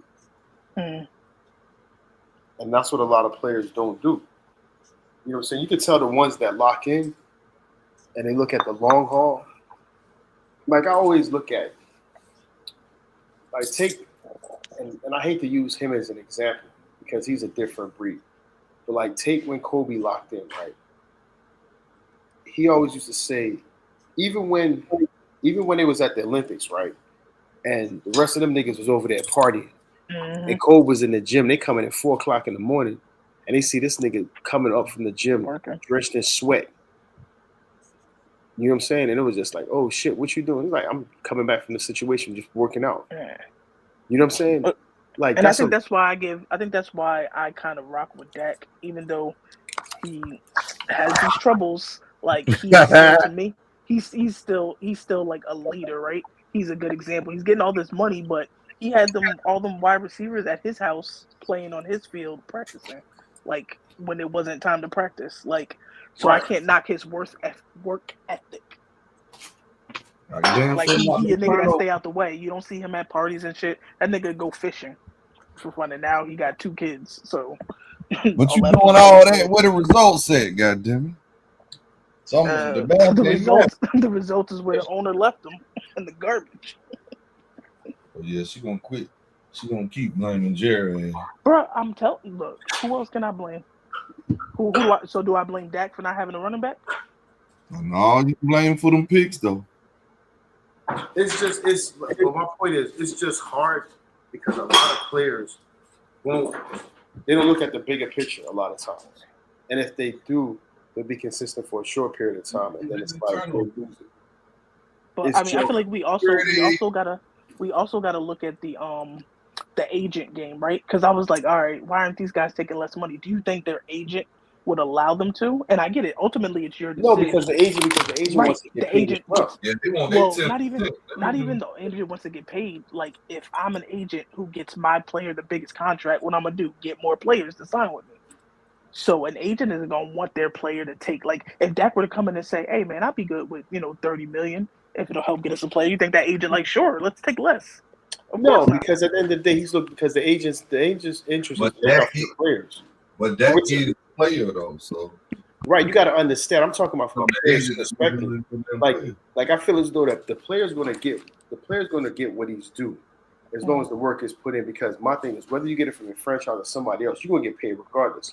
If you come in, like if you're known as a person, as a hard worker, and said, you know what, I lock in, and then on the off season you can see the improvements in what I'm doing, film I'm studying, tape I'm studying.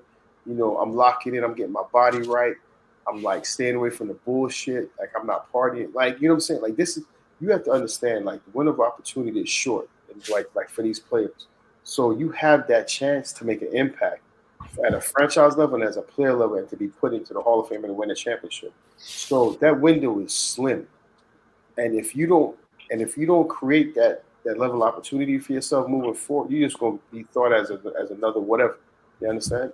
And that's the problem with a lot of players moving forward. They're not thinking like that. And it's like, and if they are, it's only for a short period of time. I mean, I hate using comparisons like Kobe because Kobe and Mike, they're like different players. I mean, different breeds. But even if you take it like people look at Tom Brady, right? People are like, oh, well, he had X and Y. But Tom Brady locked the fuck in. Yeah, he did. He locked in on the offseason. You got to He even let Antonio Brown. He locked in so good. Let Antonio Brown come to house fuck up his man.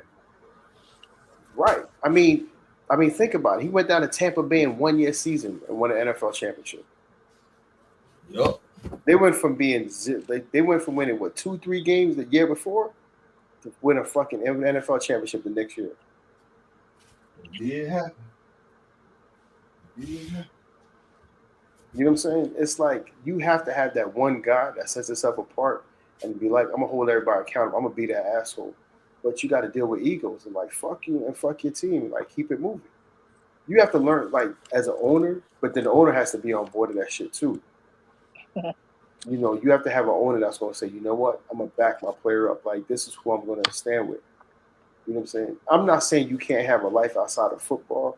But if I'm coming in as a young quarterback, 23 years old, and my goal is to win, dog, I'm going to fucking win. I'm going to keep it like, forget all the dumb off the field shit, seriously. But that's just my opinion. Gotta lock in. Because that's what's going to set you apart from everybody else. Because if you lock in, you're going to get your money. You're going to get your money regardless. If you lock in, you're going to get your bread. Facts.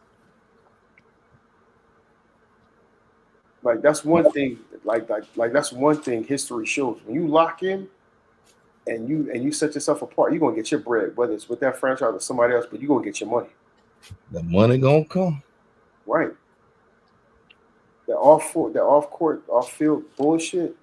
Like fuck that. Like you ain't win nothing. Like celebrity, off-field celebrity. Right. When you get into the NFL, that clock starts over again.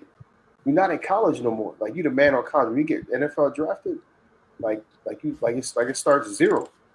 Yeah. And a lot of players, they be like, yo, like, I mean, being a Philadelphia, I used to see that shit all the time, yo. Niggas be at and I'm not saying don't do the club, but like, what you really here for? You know what I'm saying? And then the player get mad when the city, dog him. Like I used to see AI party like it was non-fucking stop. But this nigga had a terrible work ethic.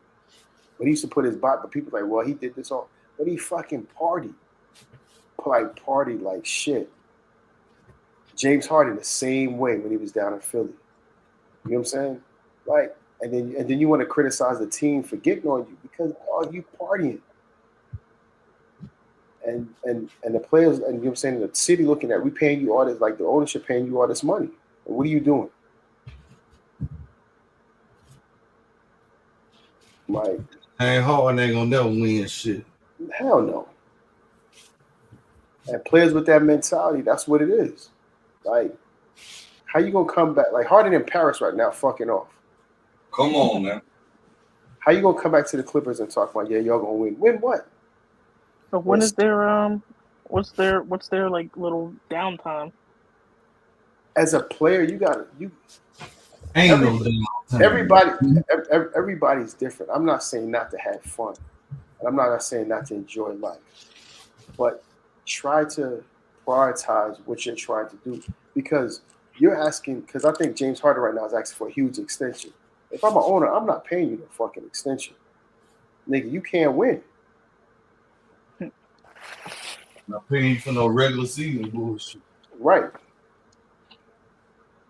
I'm not paying you to come into training camp fucking 20 pounds out of shape.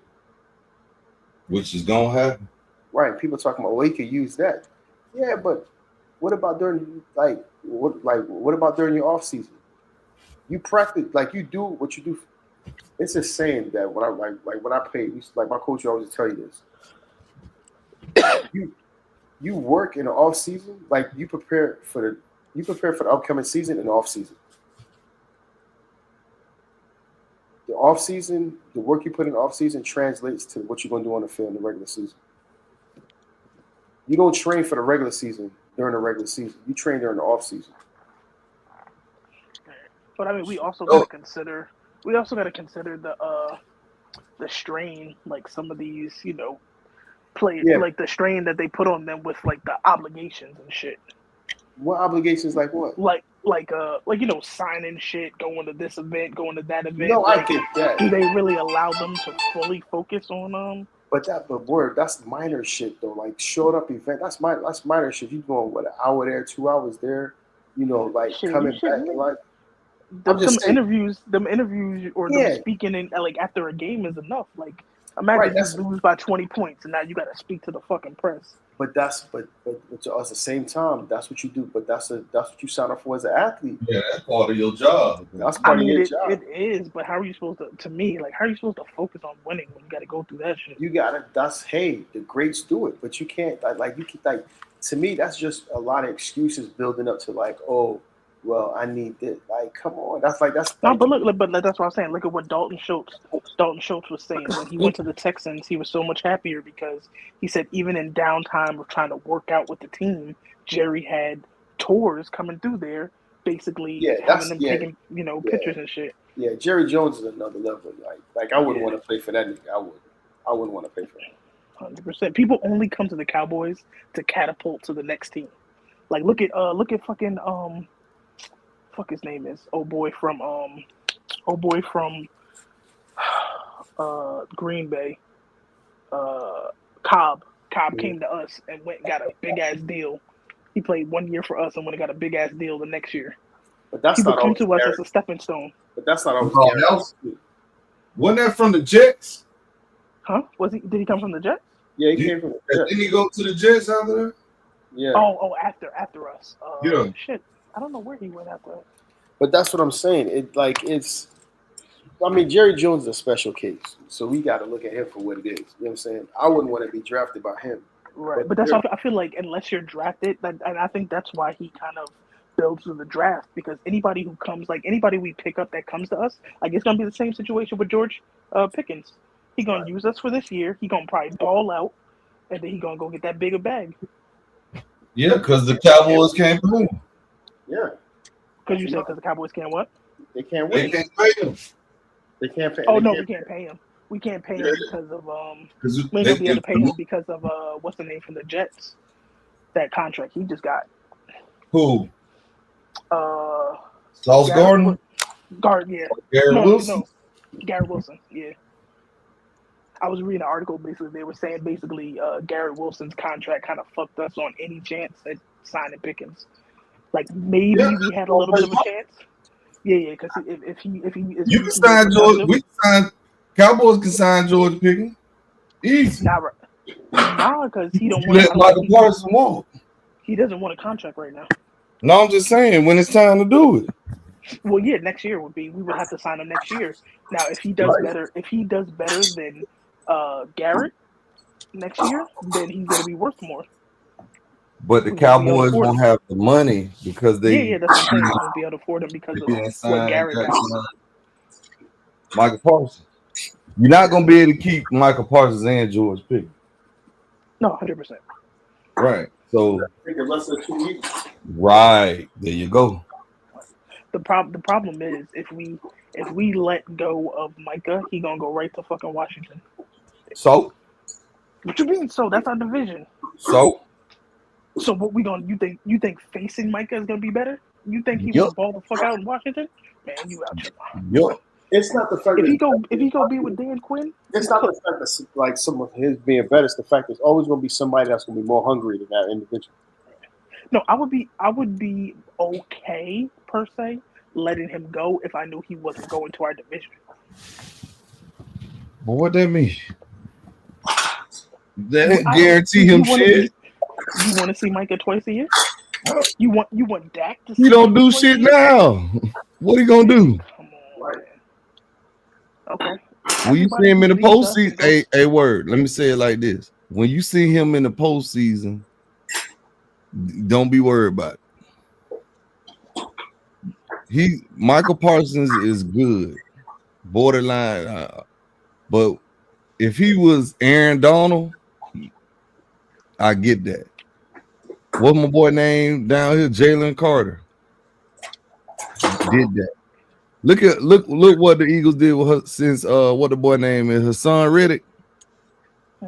He left. They won. They went back to Super Bowl one the motherfucker anyway. Look here, man. Sometimes you got to make the hard choices. I'm signing George Pickens. The Eagles are special. You can't compare the Eagles to everyone else. They have a way better front office than but they won 95% of the NFL. I could say the Ravens from 2 years ago were more special. They was the number one defense. The Eagles won the number one defense last year. So as special as you think they are, I mean, they just did what they did their jobs. They made the plays when they were there. But they're not overpaying. The only person that's gonna get paid big money on the Eagles when it's time is Jalen Carter. The rest of the motherfuckers, they just gonna rotate them on out. The Kobe Dean. I look at it like this. I swear they're gonna rotate their right on up out of them. We can keep it simple, right?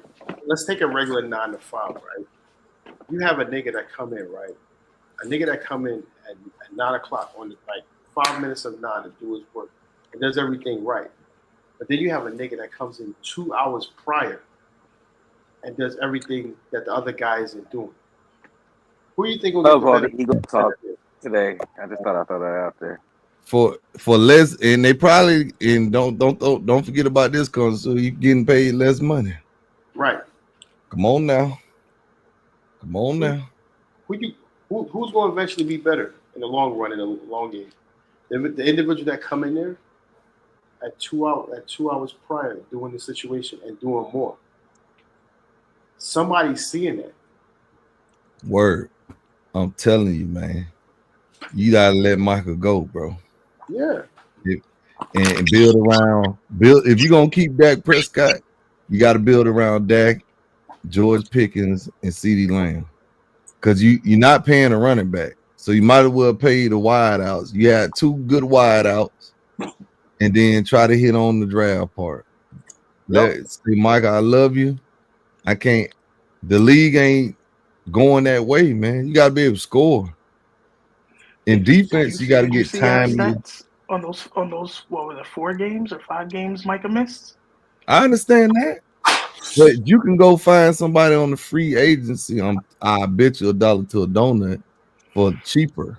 But the problem is Jerry's gonna go pick some motherfucker that rode the bench. Jerry doesn't go get players that can be effective. So you don't trust the scouting Jerry's player personnel part. Okay. I mean, I can't blame you for that. I mean, I say one word. I say 2 words, yo. Look at fucking Nick Foles, yo. Nick Foles Yeah. that pond. He got high. I mean, I like Cooper Rush. Cooper Rush to me was effective enough. I think he could have won enough games, but we had no running game. Like, so it wasn't Cooper. You know why Rush's you ain't had fault. no running game? Because you had to be paid Dak, and he got hurt. That's why. That's what. Again, that's why I say. No, we had no running game because we should have paid. What did the Eagles do? They paid Jalen in year 3. What did we do? When we paid Dak in year 6? Yeah, we did that. Yeah, fucking amazing. And I wouldn't even pay them. Man, let me tell you something. You wouldn't have paid a nigga. I wouldn't have paid that price for him. Hell no. No. What I'm saying is, we got Dak. Dak was a 4th round. Jalen Hurts was Okay. 2nd round. We got Dak for pennies. So Okay. he could have gave him a nice little bag, 3rd year, and it would have cost us nothing. But no, Jerry's not that smart. And then that's when it's time. Jerry made Dak this rich twice. And they ain't got shit to show for it. Meanwhile, Philly done been to 2 Super Bowls and won 1. And Philly keep because of the front office. And they got the right mentality. And they got the right mentality. The only motherfucker on that Eagles defense gonna get a big contract is Jalen Carter. I will bet you $1 to a donut. When it's time, when Cooper DeJean and what's that boy name? I think Mitchell. I think he's a young cat. Who else? I don't know if they can get rid of Cooper. What if his number is too high? Wasn't he? I'm pretty sure he was a big part of the Super Bowl win this time. Shit, big. They got rid of Darius Slade. He was getting burnt a lot. They gonna listen, man. I bet Howard Roseman. I bet Howard Roseman ain't. And Cooper DeJean ass gonna ask for a team friendly number. He ain't gonna come in there talking about $20-25 million for his 2nd contract. If he do, they gonna say bye-bye. I bet you that shit. The Eagles got a formula. I'm saying, wasn't his rookie year last year? Yeah, I'm talking about when the time for when he get close. I'm just telling her the Eagles only paying one person on that defense, and it's Jalen Carter. What I'm saying is the front office is smart enough to not have 20 niggas that they gotta pay at one time. Jerry is not that. Oh, smart. They do? No. Word, that's not true. The Eagles drafted all them niggas around about the same time. Yeah, Nolan. They got Dean. They got. But they also go in and start drafting. They draft people who could potentially be the replacements. Who you said, Tree? Nah, they got Carter and Nolan like in the same year from that. Yeah, that's what I'm saying. What is coming up year 3? That bill gonna come due. That bill gonna come due, and it's gonna be a lot of hurt feelings around that bitch. Is this year 3 or 4 for Carter? Shit, it's gonna start. I think it's year 2 or 3. It's year 3, ain't it? I think it's gonna be 3. This will be 3. Yeah. Yeah. So they'll probably pay because they could pay him after this year, then, right? Yeah. They probably will. And he gonna be the only one. Ain't nobody else. But you know what Jerry would do? Jerry would give him 2 more years to run the numbers up and then pay him. Yeah. But still, the point is, he gonna be the only one. I don't give a damn if year 5, years, whatever. I bet $1 to a donut. The whole point of them paying him in year 3 will allow him in those next. Well, he gonna get Aaron Donald money, especially if they fuck around and go back to the Super Bowl in the next couple of years and win it. Well, that ticket going up. But him getting quote unquote Aaron Donald money in year 3 will be probably a $50 million save of not doing it in year 5. I don't think they're gonna pay him this year. Next off season, they'll probably pay him. If that's what you're talking about, next off season. Yeah. So once this year, going into year 4, Because I don't think they can pay him until after this season ends. Yeah, he gonna be the only one. The rest of them motherfuckers out of luck. Because all the rest of the money going to Devontae still got to get his money. Devontae still got to get paid. He's still a rookie? I think he's still on his rookie deal. If not, coming to the end, he still got to get his pay. He might have gotten paid, but I'm not too sure. No, he was 2021.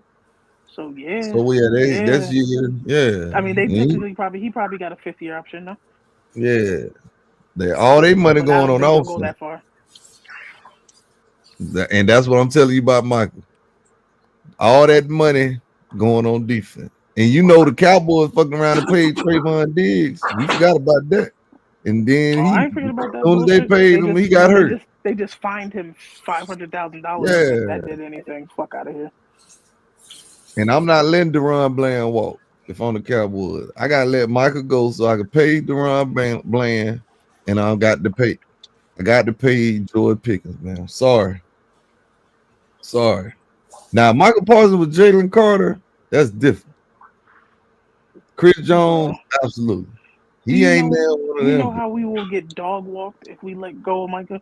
You getting dog walked anyway. No. I mean, yes. verbally. Get dog walked verbally. anyway. I'm not even talking about on the field. I'm talking about verbally. This is not what What Jerry you mean? Jones is gonna let them do. Like if we let go of Micah and he goes anywhere else and has a fifth of a good season, we're gonna get talked about. Man, Michael, Jerry's you not talking having like that. Michael Parsons, goddamn Lawrence Taylor or some shit. Bro, If he was, we'd have you're been the thinking Cowboys would have been in Super Bowl. You're thinking as a fan who respects the game. You're thinking like a coach. Actually, you're thinking like a coach. Absolutely.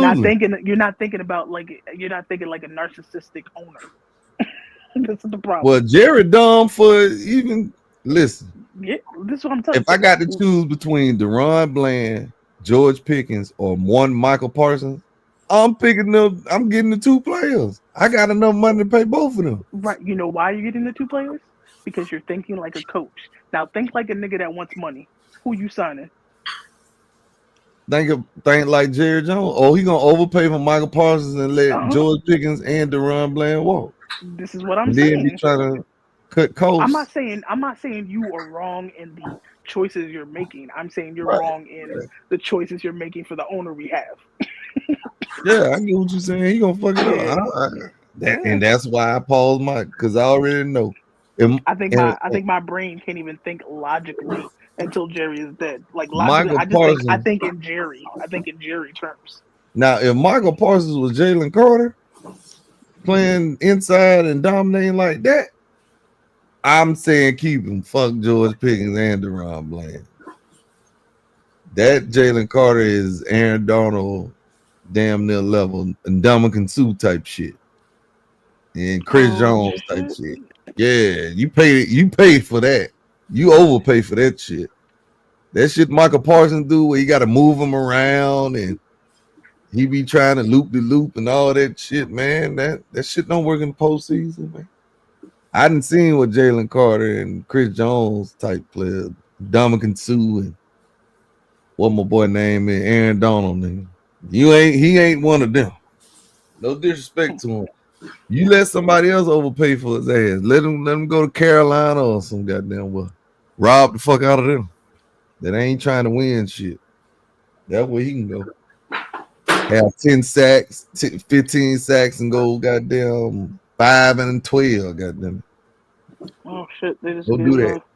They gave McLaurin permission to seek a trade.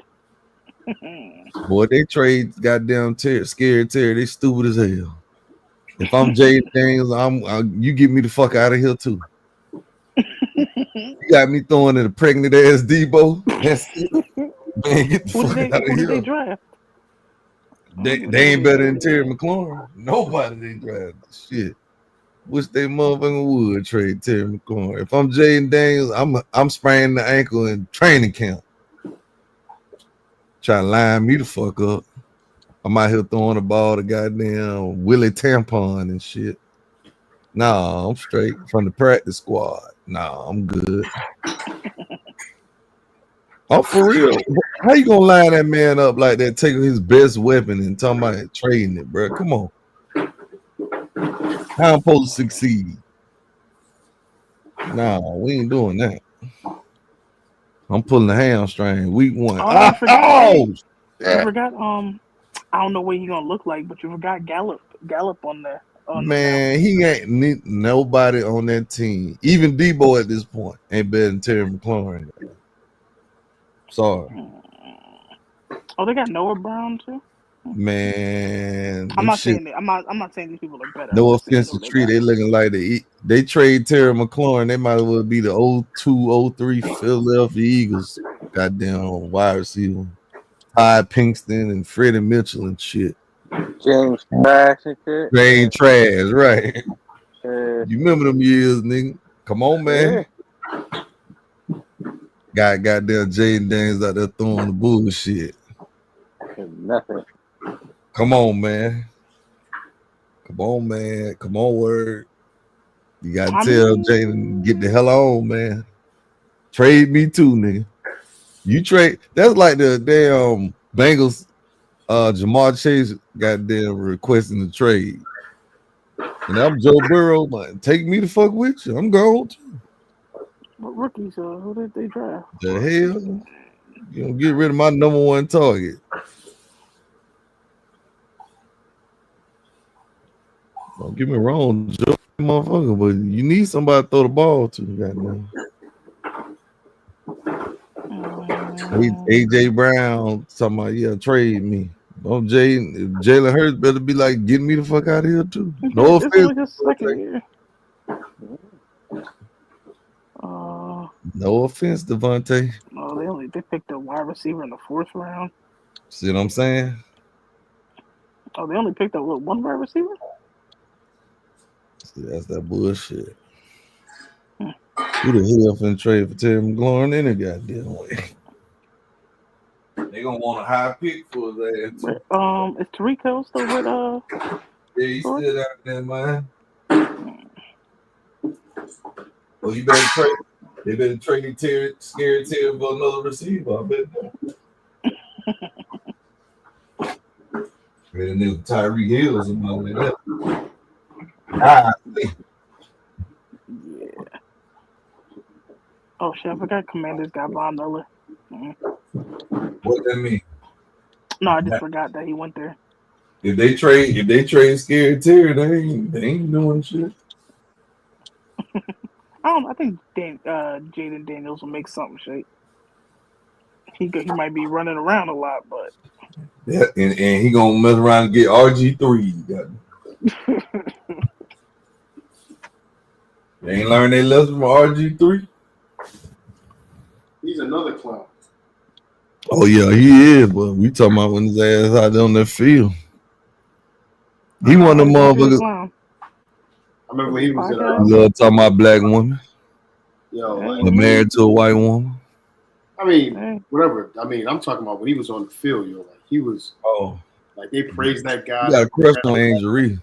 He loved Angel Reese, boy. God damn, that man want to do something to Angel Reese. I mean, he walked for that. He loved Angel Reese, boy. I mean, he said she was making threats. So.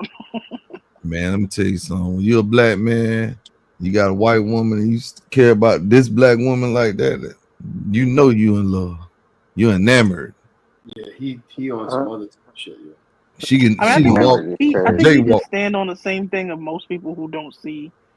I guess why she's being so highly praised. I guess obviously it's her with Caitlin Clark. What you say, Tree? I think with that whole entire situation, I think when she was at LSU, she just happened to be around. She was just happened to be in a good system, and she had other players around her that kind of nobody looked at her flaws. That man loves the black woman. You know what I'm saying? So when she went to the league, it was kind of like it is what it is. Now, do I take anything away from Caitlin Clark? No. But when you dig her ass up, she ain't going no fucking way. Hey, Tree, that nigga RG3 being there watching Angel Reese like how Damon was watching goddamn Tupac. On next Friday, Tupac. Angel Reese. 5 big guy. The big thing about Angel Reese, boy. That's all they want to talk about. Nobody wants to compare her and her me balance. Man, that woman shit, bro. We ain't talking about no damn man. I mean, as a sport, it's what's going on right now. You gotta talk about man. Get your ass some business, man. Talk about them dudes, man. You don't want to talk about So a you broad. think? So that's what I'm talking about. WNBA. His ass ain't. Talk about some football, goddammit. Everybody know that. WNBA. You talking about a black one. What's wrong with that? No, your wife don't like that shit. Gotta stop giving these black women passes. Mm-mm. Mm-mm. Meg Thee Stallion career ruining ass as well. Let them women talk about it. Got Klay Thompson out here looking like a simp. Let that man simp. Man, yeah, he gonna You got simp right. all the way into a cell next to Tory. Mm-mm. You ain't gonna do that.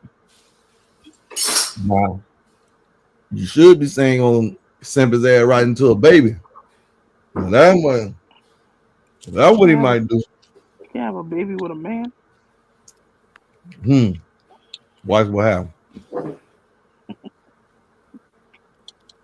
40 years out, we're going to be talking about Angel Reese. Megan Thee Stallion pregnant by Klay Thompson. Got him. Oh yeah, that's so.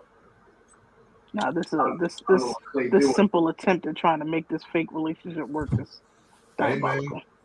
The only way to take a PR stunt to the next level is that. I mean, this is just me personally. If I'm in the league, right, I'm not trying to see no type of rapper shit. I ain't trying to see none of them. I ain't even gonna lie to you, because I'm looking at it like I'm NBA royalty, and it's like you dating. It's like you dating a girl from around the way that everybody's been dating a whore. She a pass around. Right. You dating a whore and a junkie. Right.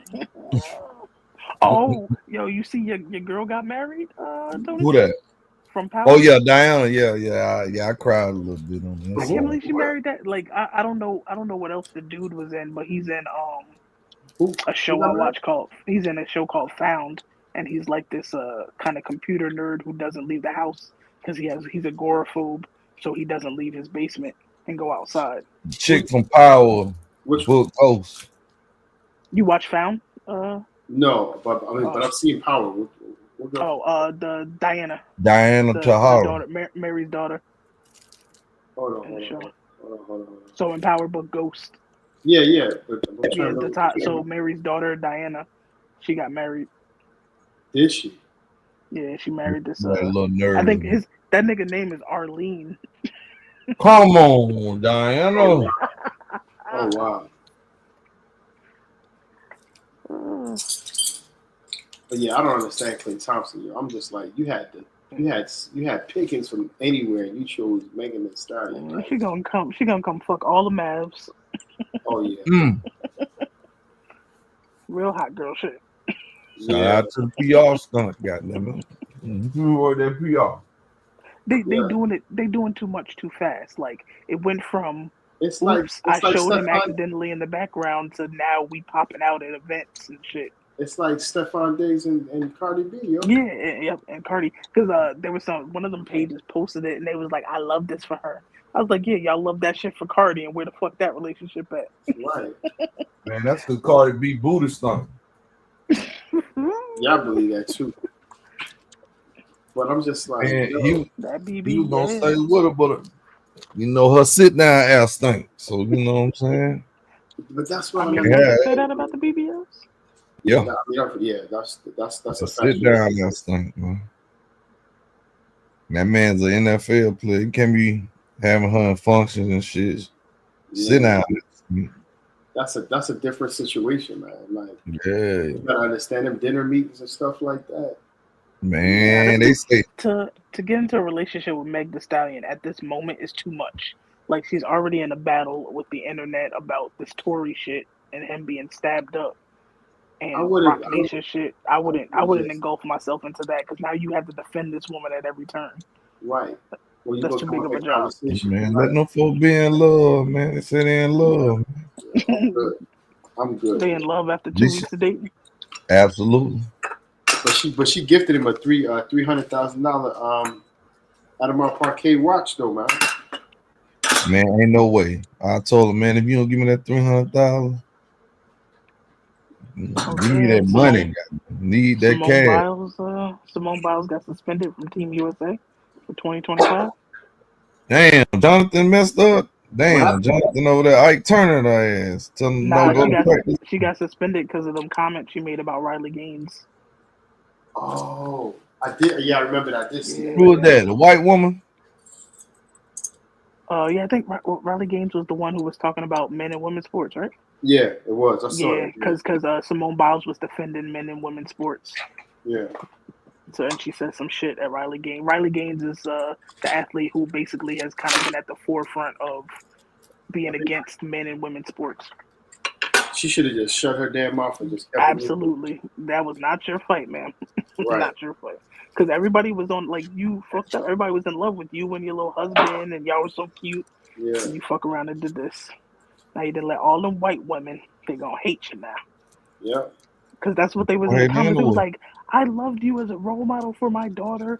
Yeah. And you basically telling me you want my daughter to go against a man. Them be lying. They were waiting on the turn on. Well, that's all it took. You done messed up your future money, yo. Nah, Simone Biles was one of them ones that basically crossed over, in my opinion. Yeah, but that's was she raised by? Was she adopted? Let me tell you something about white folks that you probably already know. They fickle as hell. This is all it takes one thing. You ain't got to tell me that. I went to school with them. Oh boy! See how they did Kobe with that shit in Colorado. Yeah. But I mean, like, respectfully, you can't be a female gymnast with a lot of little girls looking up to you and then be okay with men being in their sports. Like this men and women's sports is a big issue. And as a gymnast, you're only gonna have really female fans, little girls. But at the same token, you got to learn how to let that fight be and just chill, yo. It's just like when LeBron was talking, but it was like LeBron was talking about politics. You know that nigga know nothing about politics. Nigga, sit your ass down and stop getting this shit that you, you know what I'm saying? Like, remember when he made them wild comments about what was it when the what the fuck was it? Where he said, with the cop that ended up shooting that girl, breaking up a fight or something. Yeah. And he said that wild shit. Like, bro, you should have did that. I'm like, come on, homie, like that ain't your battle. Yeah. Like, I understand you gotta be like, you try to be a voice and shit like that, but I'm just like, like, I don't know the situation personally. You could say something like, I don't know the situation personally. I said, I don't know. Our goes out to the family and keep it moving. Like, it got annoying when this whole crossover shit happened. Like, and it's not that athletes can't have an opinion, but we go to sports to escape the shit of everyday life. I don't want politics in sports. It's just like the whole with comedians. It's the same situation. You know what I'm saying? Like, they can't talk about certain situations. Everybody get all bent out of shape. I'm just like, we go to the entertainment to get away, like you said, to get away from the situation. Let them chill, like. So now they have to be, activists for this, that, and the third. I'm just like, I'm just trying to play my game, go home, chill with my family if I had kids, and sleep.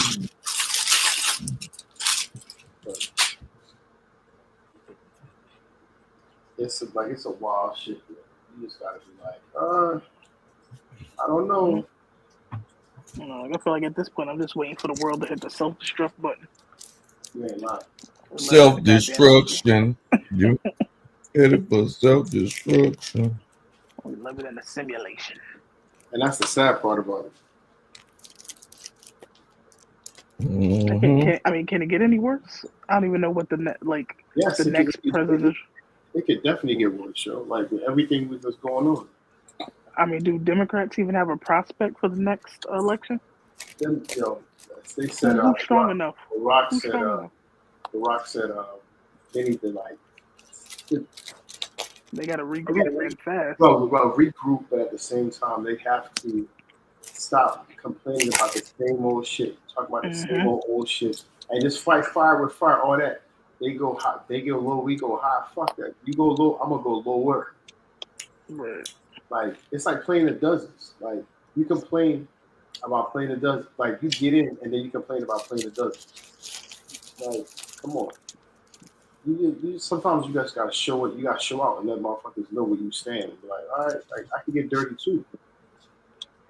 It's like, what are we really talking about? I think they Democrats are just out of touch. Like they keep touching on subjects that people don't fucking care about. Like when you can't afford groceries, niggas don't care about equal rights for transgenders. Like, get it together. But that's the wild shit about that, and I don't get that. Like, come on. Man. I saw one lady. What was it? It was like a couple months ago. They asked her about something about what the president was currently doing, and she was talking about some other wild shit. Like, oh, I was just like, lady, like it's like stick to the fucking script. They can't.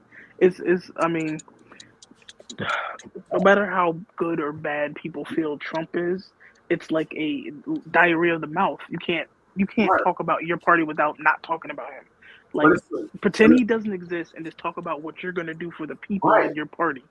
It's not hard. That's all they have to do.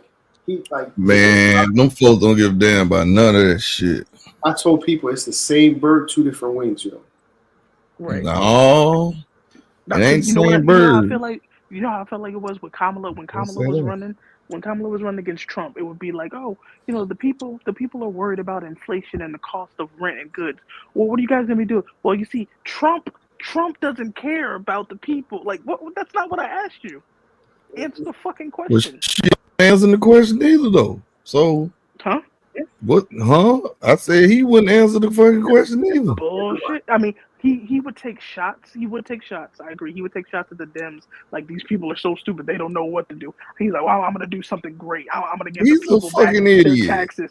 No, he would say shit, but he would at least give an answer because he gave definitive ansers about what he was giving bullshit answers because he don't even know about inflation. The motherfucker start. So basically, what you saying is just answer the question with a lie.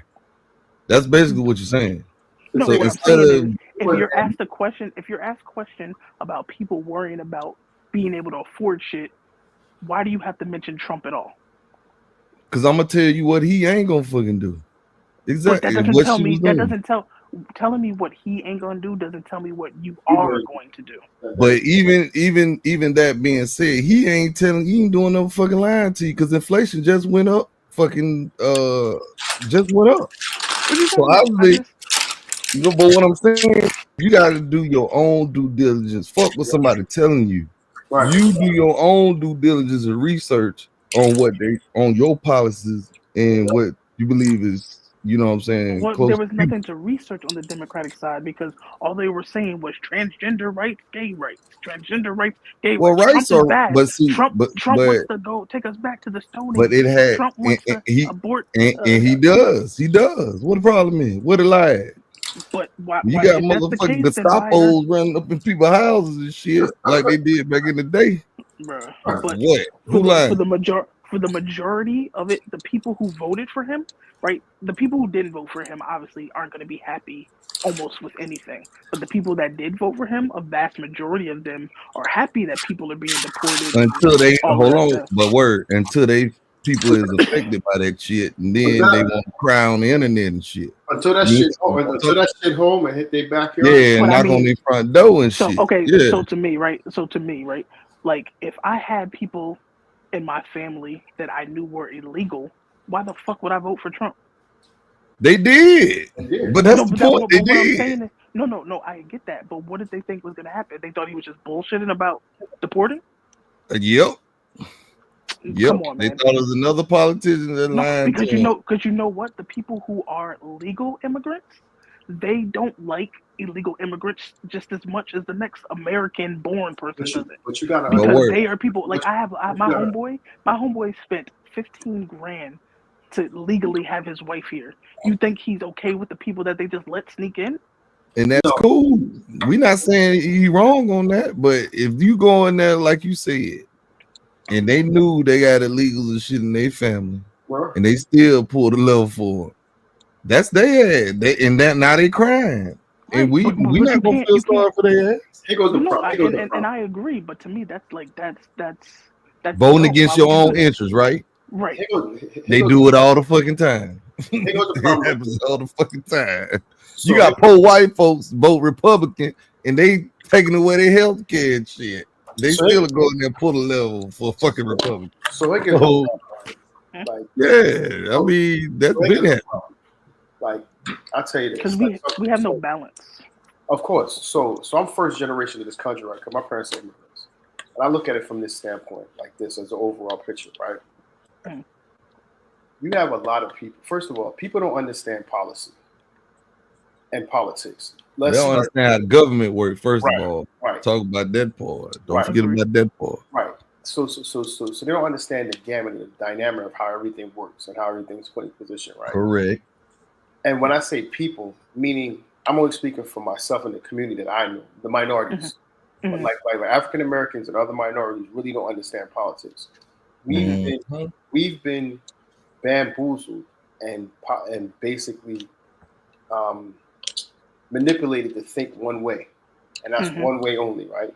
And the only time, like you allow these politicians to come, whether it's Republican or Democrats or Independents, they come into our communities and tell us, vote for us, we're going to do this. They come into the churches and they do all that, right? And we get riled up and say, yeah, we're going to go out and vote for this, go out and vote for this person, right? What we have to do, one, is understand how fucking politics, policies, and how government actually works, and economics, straight from the gate, right? And understand that nobody's going to come in to save our community besides us. That's first. You do that locally. You do that locally. Right. Yeah. Most people don't vote local. That's Right. That's Right. Right. That part. Right. That So part. now once you do that, right, now you establish inside of your own community programs, because you could have, city councilmen, whatever the case may be, or just local people that's in the area come and set up and start teaching how government policy, Civics. right, to understand how that shit works on They used to teach that in school. They don't teach that shit no more. No, they don't. We used to have American government and economics. Right. So you teach that, right? In high school. Right. So you teach that, and then you also teach finance in our own community to educate people. You create programs. You meet twice a week, 3 times a week, whatever the case may be, for an hour, 2 hours, to basically put those to educate the people within the community before we start, going outside. This we're going to do this, that, and the third. So educate within our community, and then once these politicians come in, hold their motherfucking asses accountable in regards to what they're saying. I'll give you a prime example. In 2009, in the city of Philadelphia, they shut down about 50 public schools, right? Prior to that, and it was based on the state board exam, because the students in Philadelphia, and we're just talking about Philadelphia in general, the students in Philadelphia weren't even reaching the fucking average the line. They were way below the line, right? But 5 years prior to that, they kept sending out things. Hey, this is what they're going to do. Just basically trying to help, the community, help the families. Like, hey, come to these programs, come educate the parents and different things, how shit works. None of them motherfuckers showed up. Guess when they showed up? They showed up on the last fucking day when it was about to vote and all that shit, and they closed all that shit down. They talking about, and then they complaining. You know what I'm saying?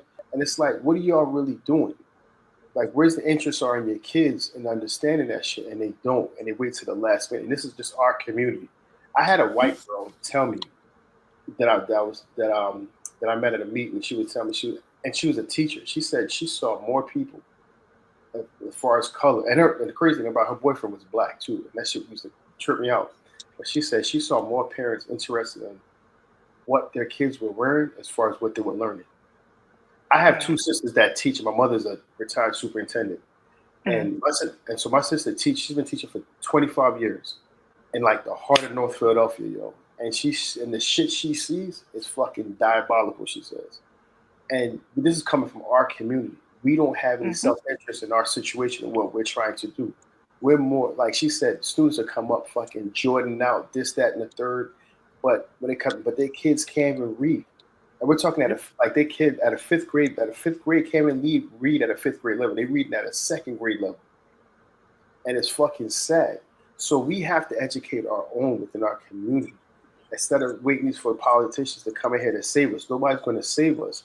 And one thing I see in other communities, and you can see this across the board inside the United States, look at the communities. Like you'll have your Chinatown, right? Mm-hmm. Like especially in Philadelphia, they have 2 fucking banks inside the Chinatown in Philadelphia, in downtown Philadelphia.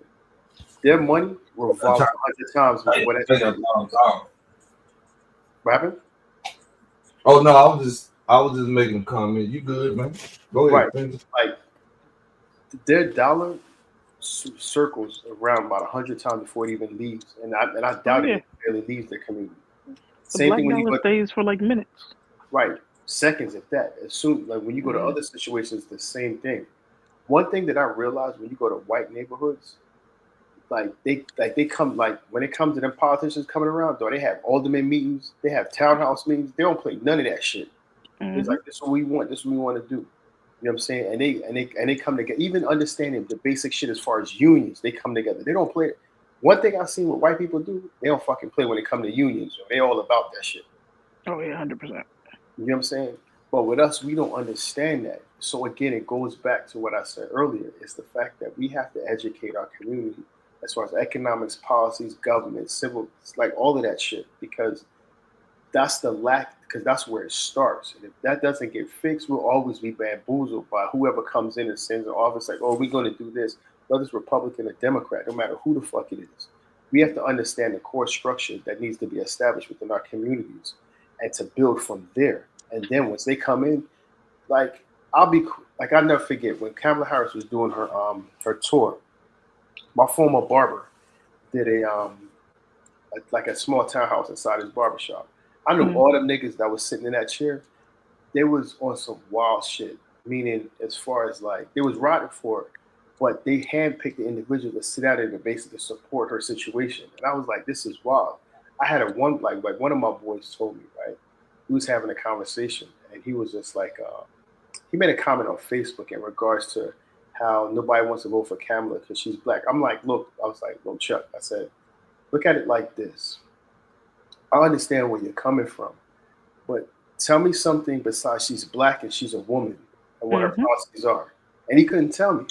But then when it went into, she's like, well, you know, they doubted her because of her rallies because she haven't met, because it was, his conversation was based on having Megan Thee Stallion and all these celebrities at her rallies. I said, Chuck, that makes sense because they turned the rallies into a fucking Hot 97 concert. I said, you think, and then when you have Cardi B speaking at these situations, what the fuck does Cardi B know about politics? You think I'm gonna sit there and listen? And then you have Megan Thee Stallion perform afterwards, and he was just like, well, you can't look at their past and what they currently do. I said, Chuck, what the fuck you talking about? I said, Chuck, I said, take it like this. If Cardi B came to your daughter's school and said she wanted a teacher, you gonna fucking lie your kid to be taught by Cardi B? And then he ain't had nothing to say when I said that. I said exactly my point. I said, I'm not going to sit down and listen to somebody who has no fucking history about politics, who even understand politics or policy, or you know what's going on, to sit there and listen to her. I'm like, come on.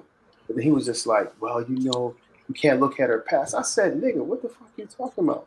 I said, you sound fucking stupid. And then he started. Let me say this: Cardi B ain't had shit to do with her politics, though. Exactly. She's offering some real shit. Right. I mean, Cardi B came in. Cardi B came in home because you remember Cardi B said after the Joe Biden shit she wasn't endorsing anybody, and then all of a sudden she popped up because she got that phone call. Right, and that's what I'm saying. And it's like this motherfucker politics ain't hitting on shit unless you rich. Right. So, hey, I hear what you're saying. It's just a sad situation. Turned off by Cardi B and Megan Thee Stallion and shit like that. They ain't got shit to do with the policy. Right. That's the extra shit. And that's what I'm trying to get.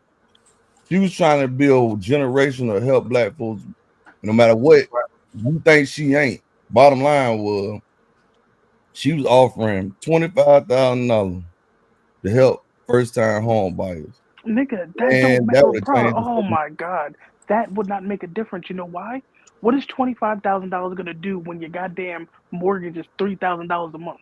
But if you go buy a house that you can't afford, that's not on her. Right. No, the point is there are no houses that are affordable thanks to the pandemic. Or you can I can't agree with that. You can find you a nice home and if What I'm talking you about with have the inflation 25 was up, racks the to put down, interest rates. What So I'm hold on. saying is the interest rates and all of that shit was so or high it didn't matter. you wait. But what I'm saying, or you wait until your credit is strong enough. Just if that's an option, you have that option on the table. It may not be open to you right now. You know, out the But gate. But Tony, but they have programs like the NACA programs that help individuals. Right, first there was time. stuff already Oh, in place for that. So stuff was already in place. But here's the Right. thing. It's she was trying to ride on some shit. Well, hell, she bringing light to shit. No, I'm just saying the other person over here talking about no tax on tips and overtime. Cool. How you gonna know how? That's a trick. Because all the job gonna do is not let you get the overtime. Now you ain't got no tax. Right. So here goes. If I cut your hours at 40, you ain't got no overtime. Or 38 hours. Right. So see what I'm saying? So here's the thing with a lot of that. I keep that shit in mind. It boils down to Danny's still working overtime. It boils down to the lack of education. Oh, every job ain't gonna do it. Right. But it's some of them are. But it boils down, but like I said, it boils down to the Won't let you get it. It boils down to the fact that education and us actually knowing what things are going on and what they offering. Yeah. Right. That was he said you can't rely on it. You got to go do your own research and figure out what works for you. I ran on policy. I looked at policy from both sides. Me too. Like, because at the end of the day, I don't give a fuck what either one of them had to say. I'm looking at policy, what's going to benefit me and my household. You know what I'm saying? No, you can't do that. That's selfish. That's what I was told. No. I told people, hey, I voted for Trump because his policies benefited me more. No. Whether you want to believe that or not, that's just my not so much opinion. him. I'm talking about policies across the board for both Republicans and Democrats. Mm-hmm. Yeah, well, I mean, but that's black people also vote all the way down the line one way. But that's the problem. Black people, and I don't trust anybody who does that. Right, and my thing is, black people, again, we don't understand how politics and economics and all that shit works. So they go out and they tell us like, "Oh, we're gonna do this," and we ride with that shit. And so I'm gonna tell you like this. Even if from today until the next election, somebody held a free class in the gym, of course, about but they wouldn't go. Right, of course, I agree with that 1,000%. Because I don't like that's why like people get mad at me. But I gave up on my people in the aspect of how much can you try to fucking coddle someone and they just not give a fuck before you just say fuck it. But I'm saying as a black man, I'm saying this right now. Mm-hmm. If I could be a single issue voter, especially against the Republican Party, because they don't believe in goddamn black folks having rights, a lot of rights. And when it comes to these goddamn cops, they believe on giving them goddamn carte blanche to do what the fuck they want to do to us. Tony, what like see Trump? You sound like the TikTok scare tactic. It ain't no scare, but word. Hold on.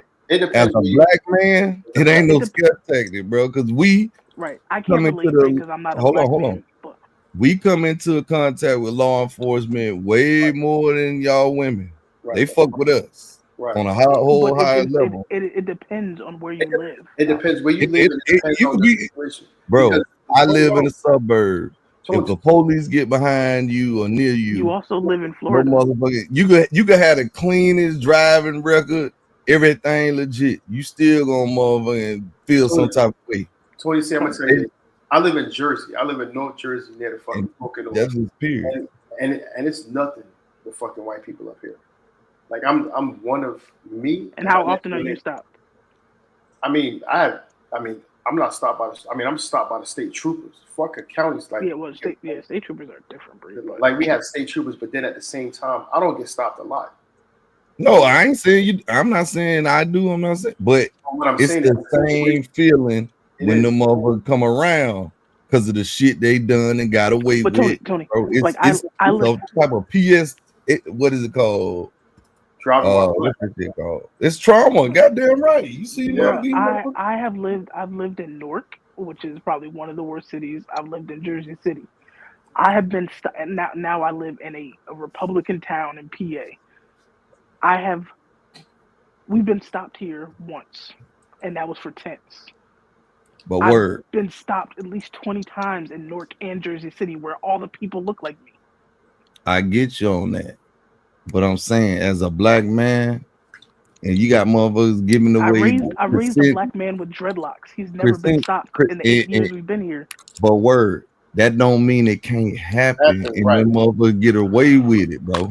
I get what you're Oh saying. my god! I'm not saying you Anybody wrong. like you got, but you try to act like it doesn't happen to white people too. No, it does. But at the same token, we have a higher chance for it happening. Right, and that shit go left. Come on, word. You know that. It's a high possibility it's gonna go left. So you're saying 95% Yeah, of the interact with times us. it goes left, it's because the black person was completely compliant. I ain't not word. First of all, even if they're not compliant, you're supposed to have a type of There's no de-escalation right to training where I the understand. motherfucker ain't got to die. And I agree. But what I'm saying is That's the problem. That's the issue. What I'm saying is people try to conflate it into some situation where you were just driving along, doing the speed limit, doing nothing wrong. You got stopped. They asked for your license and registration, and then all of a sudden you get shot. That's how people try to But conflate word, it. even if I don't do what the fuck you tell me to do, you shouldn't kill me. No, right. But at the same That's the issue. You get what I'm saying? No, That's 20, the problem. Okay, so both people are right. So I'm gonna tell you this, right? In a situation, you have to. It's like you can't play the game if you don't understand the rules. If you get stopped by a cop, you're supposed to follow whatever he says. You know what I'm saying? He or she, whoever they stop you. I've been stopped plenty of times. Right. I mean, being stationed in the U.S., like I was like I used to live down south. That motherfucker is grimy down. But at the same token, you got to learn how to handle yourself. The problem is with our culture, we don't teach young black men. Right, we don't teach our young black men how to approach situations and shit like that. But connoisseur, what's up? What if they doing a respect thing and the motherfucker still want to? Tell me an instance, Tony, where this has happened that you. I don't know all the instances. But I'm saying, do you know of anyone specifically, like, let's say 2 degrees of separation, either someone you know that knows someone or you directly know someone that complied, was nice, and they got roughed up, banged up? Like, I'm not talking about a TikTok. Yeah, I'm pretty sure I can find somebody in my family. I mean, you know what I'm saying? Out there, but you can't. But at the same token, both situations, you can't. Okay, both situations have a point at both, right? What you have to understand is, again, it goes back to educating us as a community and as a people. Yes, you are going to have some individuals that cops that are dicks. You know, because I have cops in my family, and I have cops, and I have homies that, that are cops, and just living in Philadelphia. Like, okay, so I have 2 friends that are cops inside of Philadelphia, right? Black guys, and they deal with the utmost disrespect within the fucking city of Philadelphia, yo, and niggas wild the fuck out, and they like, yo, and the crazy thing about that, like my partner told me, he stopped this young black guy for 10. He was like, yo, and he wasn't even trying to give him a ticket. The nigga got the fucking attitude the whole fucking time. My boy Clay was just like, yo, nigga, on some real shit, I could fucking lock you up, but I'm not going to. But you giving me this attitude, all I did was just stop you, and that's why I get 75% of the time they really don't want to arrest you or do anything egregious, but niggas want to have an attitude. Oh, fuck you, stop me for, pig. Fuck you, look. Like, I mean, it is freedom of speech, but nobody's not saying that. But yeah, what it is. Now you can't take freedom of speech. You spread that. By saying it, by putting it in the air, you spread that or perpetuate that. I mean, it is what it is. Treat people with respect, period. And that's how it works. If the cop come up to your car and be like, license and registration, blackie, or some crazy shit, I can see you. That's different. My word. As a cop, as a person of power, even if I walk up to your window and you come at me like that, that shouldn't, because you have the power to arrest that person and take their goddamn life. Oh my God. So basically you're telling me if I'm a cop and I come to stop you and I say, hey, license and registration, or if I come up to the window and be like, what the fuck you want, bitch ass nigga? I'm just supposed to be like, I'm not saying I should hit you in the head, because I got the gun. Yep, I got the gun. Come on, Tony. You have a freedom of, you have the right.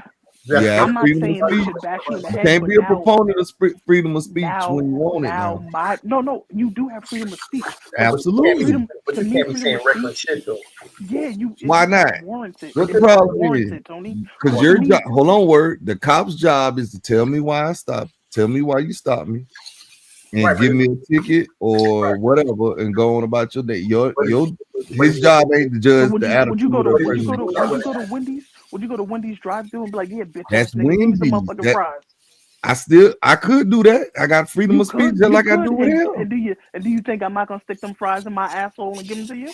But word, that will be your choice. What I'm saying is you can't like be for the Bill of Rights and civil rights and shit only when it applies in situations. Applied across the board. If you're a cop, you should have went through enough training. The words don't fuck with you like that. You're trying to use like logic. You're trying to use freedom of speech. I'm just using the Bill of Rights. If you get pissed off because if you're a cop, I hate to say it. If you got highly trained and you get pissed off, somebody say to you, not highly bro, trained most of the time. But that may be the problem. Then they need to go through. It is part of the problem, but that's because people don't want to be cops anymore. All these places are undermanned. Because they get a bad rap for the bad ones to be killing motherfuckers. They're undermanned because they don't want to deal with nigga shit. Like why would anybody want to be a cop right now? If I was a cop, honestly, right now, if I was a cop, I'll let y'all motherfuckers kill each other. I wouldn't come to not a call. All I'm saying is the person has the right to say the shit that they saying. It's how you react to it determines the situation. I'll give you a prime example. Let's take it off cops, right? Let's take it off teachers in the education system. Teaching is different, but go ahead. No, I'm gonna show you why. A teacher can't kill you, but a cop got the gun and all that. They can kill your ass if they sensitive about words. But go ahead. I'm talking about as far as respect, because that's the issue. It's the respect situation. If I'm coming to school, right, as a teacher, and I'm trying to educate my students, especially if they look like me, right, and I'm telling them this is what you need to do. They tell me, "Fuck you, teacher," this, that, and the third, right, and then I'm sitting here doing, I'm coming here teaching and doing what's right, and you disrespect me every other time, and then I quit. You know what I'm saying? Because I'm fed up with a situation. Because Right, because that's what's happening. Well, you're right. But that's the same thing with cops, because at the end of the day, they fed up. Because if I'm doing my job, if I'm a black man and I pull you over, right? I'm asking, hey, you know what, license registration, because that's the standard situation. I'm asking you, hey, this, I'm stopping you because of this. And you get an attitude with me, it's no point for the attitude. Because you have to understand, again, just because you have freedom of speech and that doesn't give you the right to say reckless shit and disrespect me. So I'm supposed to look at you and be like, okay, sir, like whatever. You know what I'm saying? You got to understand that we put ourselves in bad predicament. But hold on, connoisseur. With that being said, so if they talk to the cop reckless, but all they driving record clean, the car clean, whatever, I mean, what's supposed to happen? So I'm supposed to sit down. Okay, so listen. So I'm supposed to let you talk in any type of way. And now for them, I mean, you chose the job of a cop. You have the training, you have the tools, you got the gun, or whatever, your nightstick, taser, whatever you got there. I'm asking you, if that person gives them attitude or whatever, but everything clean, what is the cop gonna do?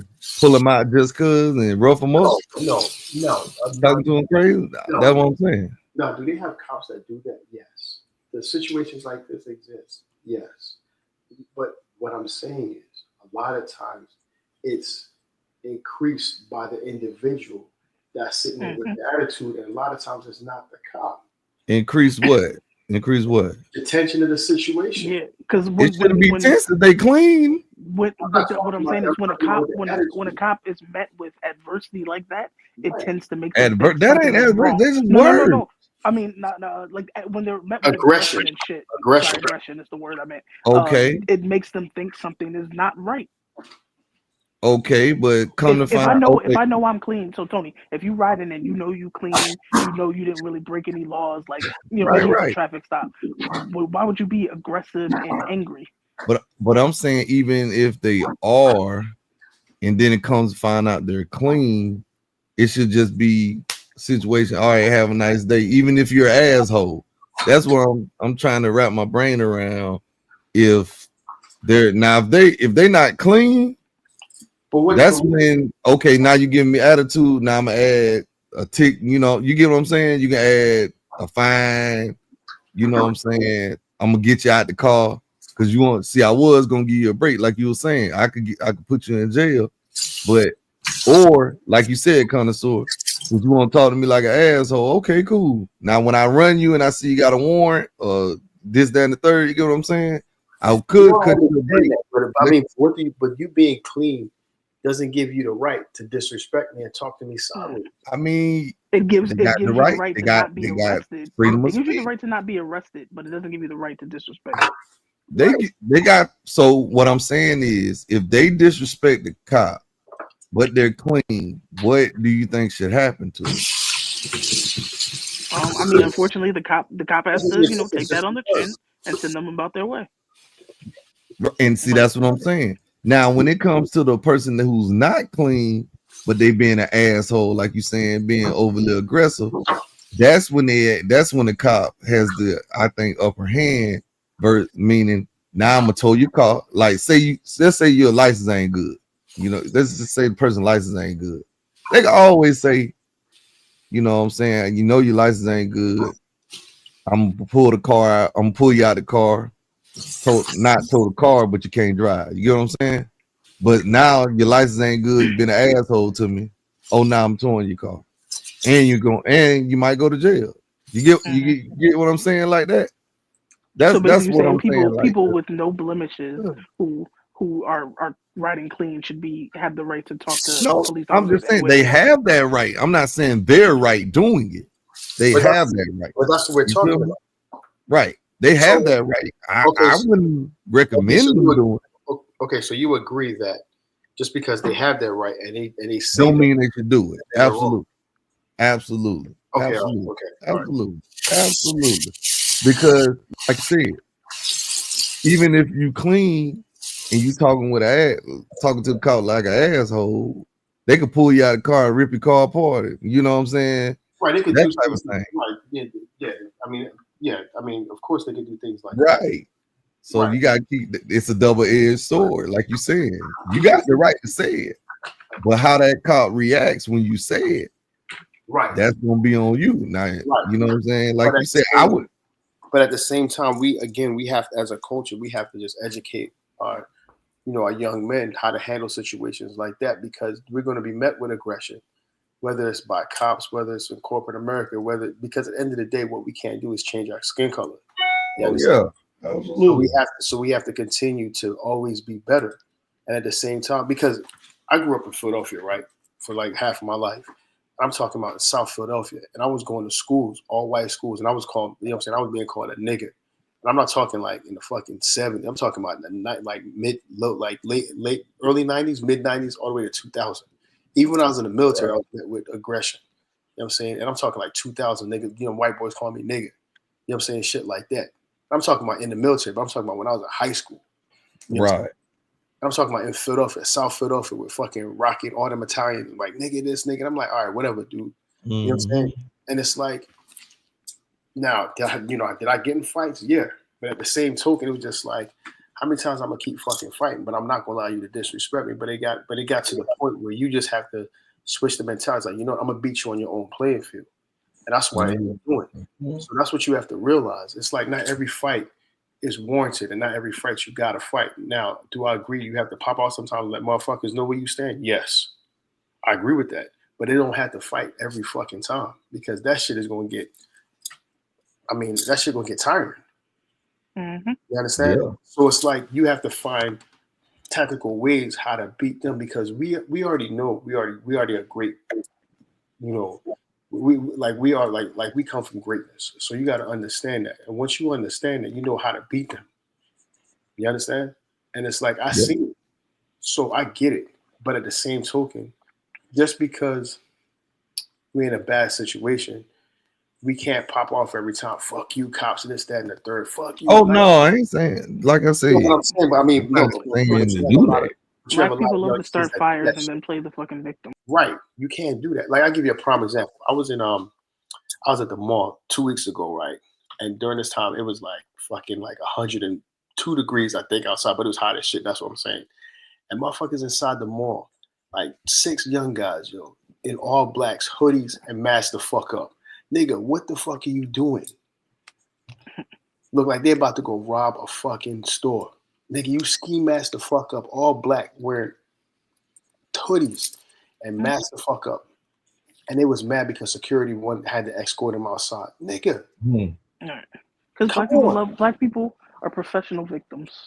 That's why I don't deal. Nah, I ain't gonna say all black people. No, not all black people, but a vast majority of black people love to be the victim.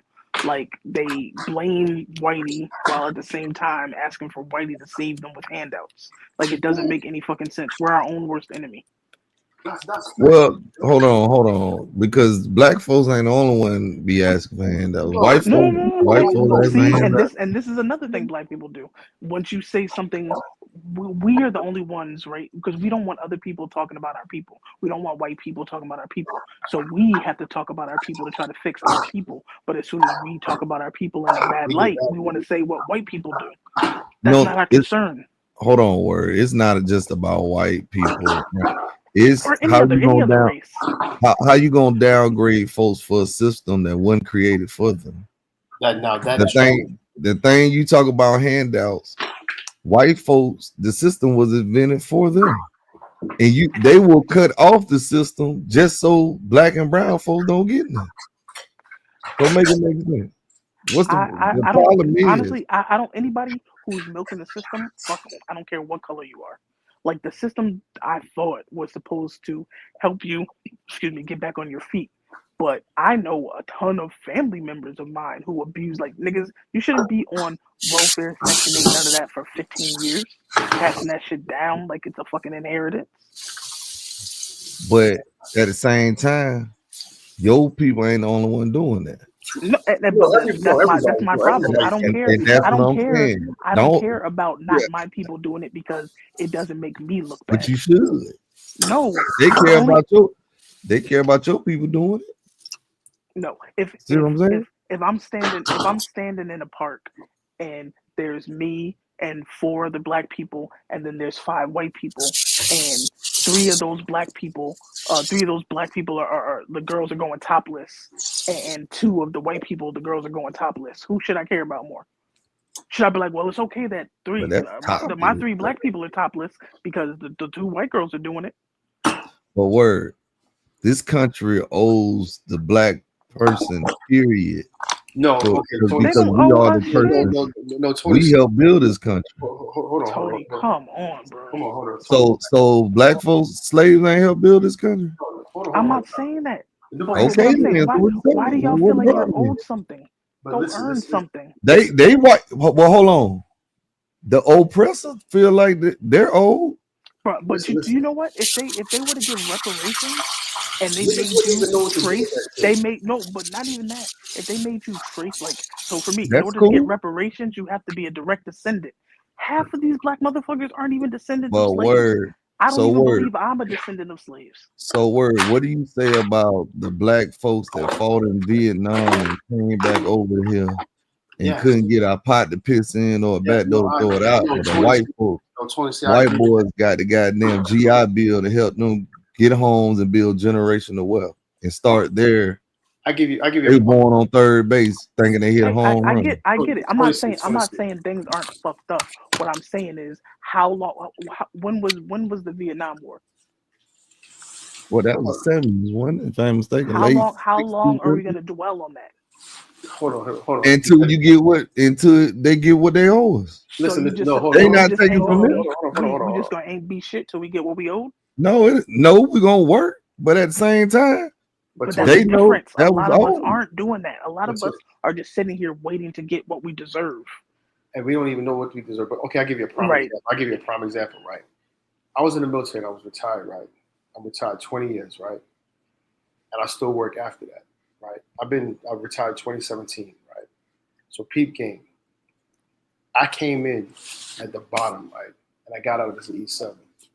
And the crazy thing about it is that the whole time I was in there, you have to, because it comes to a point where, and I went in when I was 19, it comes to a point in where does accountability take place? Like, I'm big on that.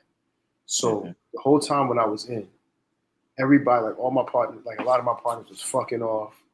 And mind you, every contract you have is a 4-year, it's either 4 to 5 years, and you can do extensions in between that, right?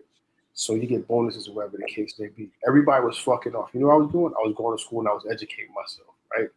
And I said, you know what? I kept doing research because the thing about it is we have access to certain things, and you have to have the mindset that, hey, you know what? I want to do better, right? And you have to be willing to go the extra mile and say, you know what? I want to go read this. Just like how any one of us could go find what's the latest Jordan, because I'll even break it down that simple. Like to go find what's the, you know what I'm saying, what's the best Jordan coming out, what's the next Jordan. Like we have all the information about that shit, but we won't take the same time and effort to go research on other shit that can help us and benefit us in the long run. We don't do it. Yep. And we still wait on people like, oh, you know, I'm owed this, I'm owed that. Technically, yes, some people, like, yes, the descendants of slaves should get reparations, but nobody ain't giving us that shit. Right. Why? Like, and the thing about even if they do give it to us, they give it to us in different forms of situation. We have to be knowledgeable enough to say, hey, you know what? This is what's lined up for this, because nobody's going to give us shit. And we have this the mentality has to change first and foremost. So my whole time I was in the military, I was hustling. You know what I'm saying? I was doing my research, I was getting all my shit. And now when I retired, I was able to get all this shit. But at the same time, I was able to ask the right questions, go to the right situations, and you know, find mentors. At the end of the day, like I have family members that tell me, I'll be trying to put them on shit. It was like, oh, I'm already educated. I don't need you to educate me. It's kind of like, what the fuck? I was like, you know what? And I shut, like, I'm talking about close family members. You know what I'm saying? And it's like, now when they look at me, like, they keep better than somebody. No, what I'm not trying to do is live in the same fucking mentality you have. And I'm trying to cut, and I'm trying to cut generation fucking, what is it? Generational curses? Exactly. Yes. And I'm trying to put my brothers and sisters on a certain shit. And they tell me that, oh, I don't need your help. All right, cool. That pride. Right. But then the crazy thing about it is when they want to talk about, oh, we supposed to be family. Are we supposed to come together? Fuck, I like, really? Right. And Yeah, come together where I put in 75%, you put in 25. No, that's not coming together. And then it's like people get mad because I had these conversations with them. Like, I try not to talk politics and certain shit to people in my family because people get rubbed the wrong way. And I was having a conversation with a family member a few days ago, and that's what they told me. It's like, oh, I don't need you to educate me about this. I'm already educated. I don't need you to get me. I'm like, all right, cool. I try to put people on a certain shit. Yo, they ain't want to hear that shit. And it's like, all right, cool. You know what I'm saying? But then when push comes to shove and they find themselves in a hard place, I'm the first number they call. Oh, can you help me do this? Yo, if I gave you $1,000, you wouldn't even know what the fuck to do with it. But I'm trying look at all that pandemic money our people fucked off. Right. And I'm not saying it's just our people, but I'm talking about our people. But a lot of people fucked off that money. And they ended up in that jail. PPP shit fucked it off. Niggas ain't got shit to show for it. You know why people went to jail on that? Because white folk went to jail. They can't let white folk No, I'm not talking about the jail part. I'm just talking about the money in general. The money in period. The money. So all that time people were getting unemployment and extra money or whatever. Like, what was they doing with it? Casamigos and crab boils. I can count a handful of people I know that started businesses, people that got houses, did did shit. My man told me when he's down in Atlanta, because he moved there from New York. He said when them PPP loans came in and pandemic checks came in, fucking Louis line was long as fuck.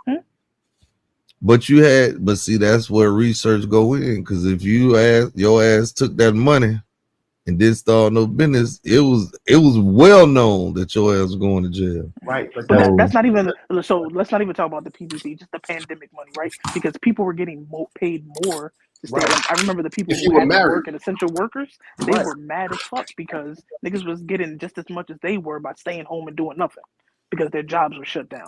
So people were getting more money on unemployment than people who were working. What were they doing with that money? I'll give you another example, right? I had this discussion with my pop, right? And he was mad on what I said. And I told him, like, so FYF Sports, what up, boys?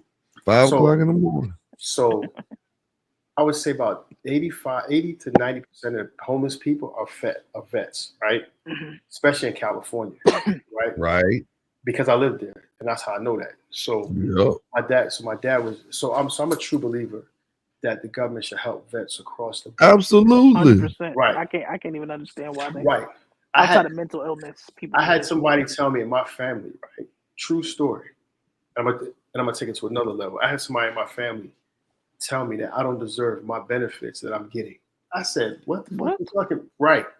They said, "Oh, just because you did this, you shouldn't get this." I'm like, "Yo, I did 20 years. I stood watches that you would. I did shit that you wouldn't even fucking do. Right. And you're gonna tell me why I can't? Why I'm not supposed to be deserving that because of this? And so you mad at me? Right? That's one. That's one. Right? So my conversation with my dad, he was so I'm all believing, as far as government taking care of the vets and shit like that. But at the same time, a lot of the ownership is on the member because you have to take that step into like, hey, you know what? Because they tell you when you come in, hey, make copies of your medical records. Hey, make copies of your service records. Hey, do this because at the end of the day, shit could get lost. Prime example, shit could get lost. But at the same time, it's onus on you to have that responsibility and say, hey, you know what? It's when I got hurt at 2015, fucked up my whole entire leg, yo. And I was able to have all my shit in order and different things like that. I was telling my homies, I was like, yo, before you get out, make copies of your service records and shit like that, your medical records. Like, oh, nigga, I ain't gonna do that. I was like, all right. And I'm telling they make y'all fight harder than any goddamn body. Right. Tony, I told my man, I said, Q, he came out from Iraq and he had sleep apnea, PTSD, and a whole bunch of shit. And I ran up on him in 2010. He was stationed in DC. But back at the time, he was already out. I said, yo, go to the VA, put in your claim, do this, that, and the third. I'm still on active duty on this time. I'm like, do this. I'm giving him all this fucking information, yo. All this fucking information. Yo, the nigga ain't do none of that shit. Every time I see him, I say, yo, did you do this? He's like, yeah, I'm gonna do it. The nigga ain't do that shit, yo. He went in 2015. 2015, that's when I got hurt. Right before I got hurt, he came in 2015. He's like, yeah, I put in my claim and this, that, and the third. The guy told him, he said if he had put it in when he was supposed to, he would have got he only ended up getting it like I think it was like 50 or 60,000. He said if he had put it in when he was supposed to, he would have got $250,000, yo. And he paid for the rest of his life, right? Right. Well, now he's only at 90%. 90%, right. But if he had done it when I told him in 2010, yo, he would have got 100%. Right, because what they would have did, they'd have retropated, they'd have backdated from when he first put in, which was 2010. I told him I was like, yeah, because you got to wait through that long process, right? With that process to get it, yeah, right. Absolutely. That's what I'm saying. A lot of the onus is put on the members, and they're not actually doing it. The follow through part, right? Yeah, you got to follow through. And I've seen it. My wife works at this VA, and she sees it every fucking day. And she try to put people on, and it's always us. They're like, I ain't doing that shit. Oh, they give me the runaround. Yeah, they giving you the runaround because that's what. See if you're gonna stay with it, right. Stay on their head. I think one of Danny's family members, he was getting like 90% pay, and he didn't recertify because they kept telling him to recertify, and he bullshitted, and then he got knocked down to like 50%. Right. And that's what I'm saying. Like, it's a lot of shit because, again, we want something to be like, it's a system and you have to consistently keep going. Yeah, you got to stay on top of it because, like you said, it's your business. Right. And if stuff like that, ain't nobody going to handle it for you. Right. And if you're getting flagged for PTSD and you stop going and you stop, going and refilling your medications, what that tells them that you're what? That you good. You good. Exactly. What's wrong with you? Right. So when you go back in and reevaluate the situation and they knock you down, whose fault is that now? It's on you. Yeah. Right. But guess what? 100%. That's what I'll be trying. I'll be trying. I don't turn around and go blame the VA like, and be like, oh yeah, you know what? Y'all fucked me over. No, bro, you fucked yourself over. Right. And that's where the narrative comes from. Because I don't disagree. There are tons. I'm sure there are tons of people who get fucked over through racism and this, that, and the third. But I feel like at least 75% of our wounds are self-inflicted. That's true. I agree with that. everybody is not the I didn't like some people will just say out of their mouth anything because they don't want accountability, like you said, like, oh, you don't go get this job, I didn't get that job because they wanted to hire a white person. Meanwhile, you came in there with your pants sagging, you got on Now, sneakers. see, that's different, though. Right, but yeah, I feel like that'd control. be like 75% of the cases. It'd be on the person, but they make it seem like it's some racism shit. The thing about it, like, no, Tony C, no, she's right to a certain extent because I've seen. No, I'm just saying, I'm saying there's probably 25% of egregious bullshitted, cases where people are wronged for no reason, but a good 75% of it be our people on some bullshit trying to blame it and not take accountability.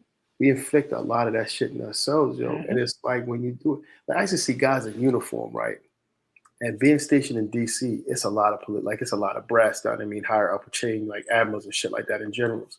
Motherfuckers coming in uniform looking like ass. I'm in the Pentagon. I'm like, what the fuck? Oh shit, I'm the Pentagon. I'm like, nigga. And I pull up to him like, yo, nigga, what the fuck you doing? Come on, man. I'm like, we in the Pentagon. I'm like, he's like, man, fuck this shit. I'm like, nigga. And be the one to complain they got fired because they black. Right. Mind you, I ain't telling the whole story now. Right. We in the military and we have on uniform. We in the fucking Pentagon. You up here sagging pants. Nigga, what? The president walked in and out through here. Joint Chiefs of Staff walked in and out through here. And you up here looking like a soup fucking sandwich. That's dead wrong. No. Right. And that being a little was the case. I remember back when I was in retail back in the day, and I worked at Staples, and I happened to work at the store that was connected to the corporate office. So we were more, scrutinized. And there was this one chick always breaks 20 minutes over on her breaks, come in like bonnet type shit, all that type shit, got fired and wanted to blame it on them being racist. Nigga, you work at the corporate office. What the fuck you thought? Come on, man. But that's the crazy shit. And then it's like I take it a step further. Like when we fly, right, and I'm going out of the country, wherever the case may be, I pull up to the airport, motherfucking chicks in bonnets. I'm like, and fucking house shoes and fucking sleepy pants. I'm like, what the fuck? They say they're going to sleep on a plane. Niggas, so am I. But at the same time, I'm dressing comfortable. I ain't saying it's right. I'm just telling you what brought it to you. I'm about to sleep on the plane. Because that generation, they never get told how to represent yourself when you leave the house. Right. I ain't worried about it. Yeah, but you ain't gonna worry about it. My spirit anyway, goddamn. Right. But then you worry when somebody stare like.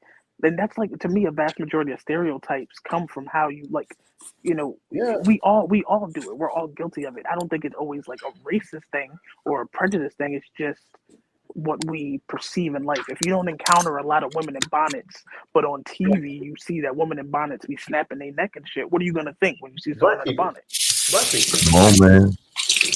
Right. And that's how it's always been. But it's like I've had people, my own kind, come to I know goddamn well ain't about up cooking breakfast this morning, making me hungry and shit. I thought sleep console and cracks me. Nah, not that. Give me crump. But that's the crazy thing about us. Like we don't take accountability, and when it comes down to politics and a whole other shit, we're not trying to take that. We're trying to see when somebody doing shit. And that shit. I'm trying to tell you, man. It's 5:55 in the morning. What the hell I got going on? I ain't been to sleep yet. Wait till you at, man. You got us up here at 6 o'clock in the morning. You didn't fell out. He probably finna clip it up. Somebody don't be over here doing promotion work. Yeah. He posted that shit. So he posted it and went and fell right on that. Yeah, because we gotta do that shit again. We just have to do a better job with our culture, though. Yeah. That's a whole nother conversation, man. I have us up here to 6 in the morning. You gotta be receptive to it. Like that's why, like even like having these conversations with Tony. I know I'm not gonna change his mind at certain points, and he probably ain't gonna change mine. But I don't mind listening and receiving, and possibly getting a different perspective on things. But that's how it is with anybody. But a lot of people are ignorant to that. Like, you know how many friends, like people I went to high school with, like that long ago, I've lost because of my political views. Oh yeah. Blocked with no conversation. Like a nigga I know 25 years, and you just Oh block me. damn. Yeah, like it's crazy. That's how they are because again, we've been manipulated to think one way. And what you have to realize, the same people that's allowed us, that tell us to think one way, they benefiting off of us. Mm-hmm. And it's like, what are we going to do next? And that's Right. what you have to realize. And like you said about accountability, that's why I say the Democrats have ran the biggest scam because they promise black people nothing and you still vote for them blindly. Yeah. Like I'm not saying you have to go vote Republican, but Damn, make say- these Democrats give you something. Or just politicians, period. Just politicians, period. Well, yeah. Right. But I mean, because- I say Democrats because black people only gonna vote Democrat. Like hard, there's a handful of independents, but most of them just gonna go blue. But even with that, people like our people fail to realize that the Democratic Party used to be Republican at one point. Right. That's what I said too. I was like, Yeah, you gotta know your history about that. Yeah, I was like, the Right. Democrats are the same ones that enslaved you. But they not trying to hear that shit, and that's the problem, and that's what we constantly. No, like And it needs like to you be say, studied how well they brainwashed us. Right. I ain't gonna say I voted for brainwash, Obama twice. I voted for Hillary. Ask black people why they voted for Barack Obama the first time, Right. and what they. I and what voted you think they because my gonna tell you? grandmother influenced me that we need to have a ain't black ain't nothing man. wrong with that. White people been doing it all the time. Fuck it. No, Y'all, I mean, what y'all not shit. gonna do? No, but what do you think they? I mean, And And, Barack Obama and they was, still doing it. Goddamn. Barack Obama deported more people than Trump. You don't see nobody bitching about it. exactly. Now he put motherfuckers in cages too. No, He he was the ain't deporter. create no alligator Alcatraz though. He ain't did that shit. But he's I'm taking this shit to a whole nother goddamn level now. but he deported more people than anything. You can do. Hey, And he put the gay people above everybody. according to Stephen Miller, Trump got to get his numbers up. God damn it! That's why they trying to do that shit. Because where they gonna run up in people's house like Trick Daddy. God damn it! Because that Donax don't tell in the military, he definitely debossed that shit, yo. Let them. Hey man, So you I saw don't him on the put- little podcast with his wife saying every man needs a gay man, friend. Yeah. No. He said every young black man needs a gay man in their life, yo. Oh yeah, gay man. I don't know about all that, but That's what he said that when the podcast. That's what he said. He said all that. I'm gonna say is this: as long as them right wingers focus on them gays, they can't focus gay. As long as they focus on them gays, transgender, and these goddamn immigrants, they really can't look at black folks like that. People. There's two different worlds of gays right now. There's the LGB, and then there's the TQ plus. We LGB don't fuck with those other motherfuckers. What we have is a sexual preference. LGB is a sexual preference. That other shit is an identity crisis.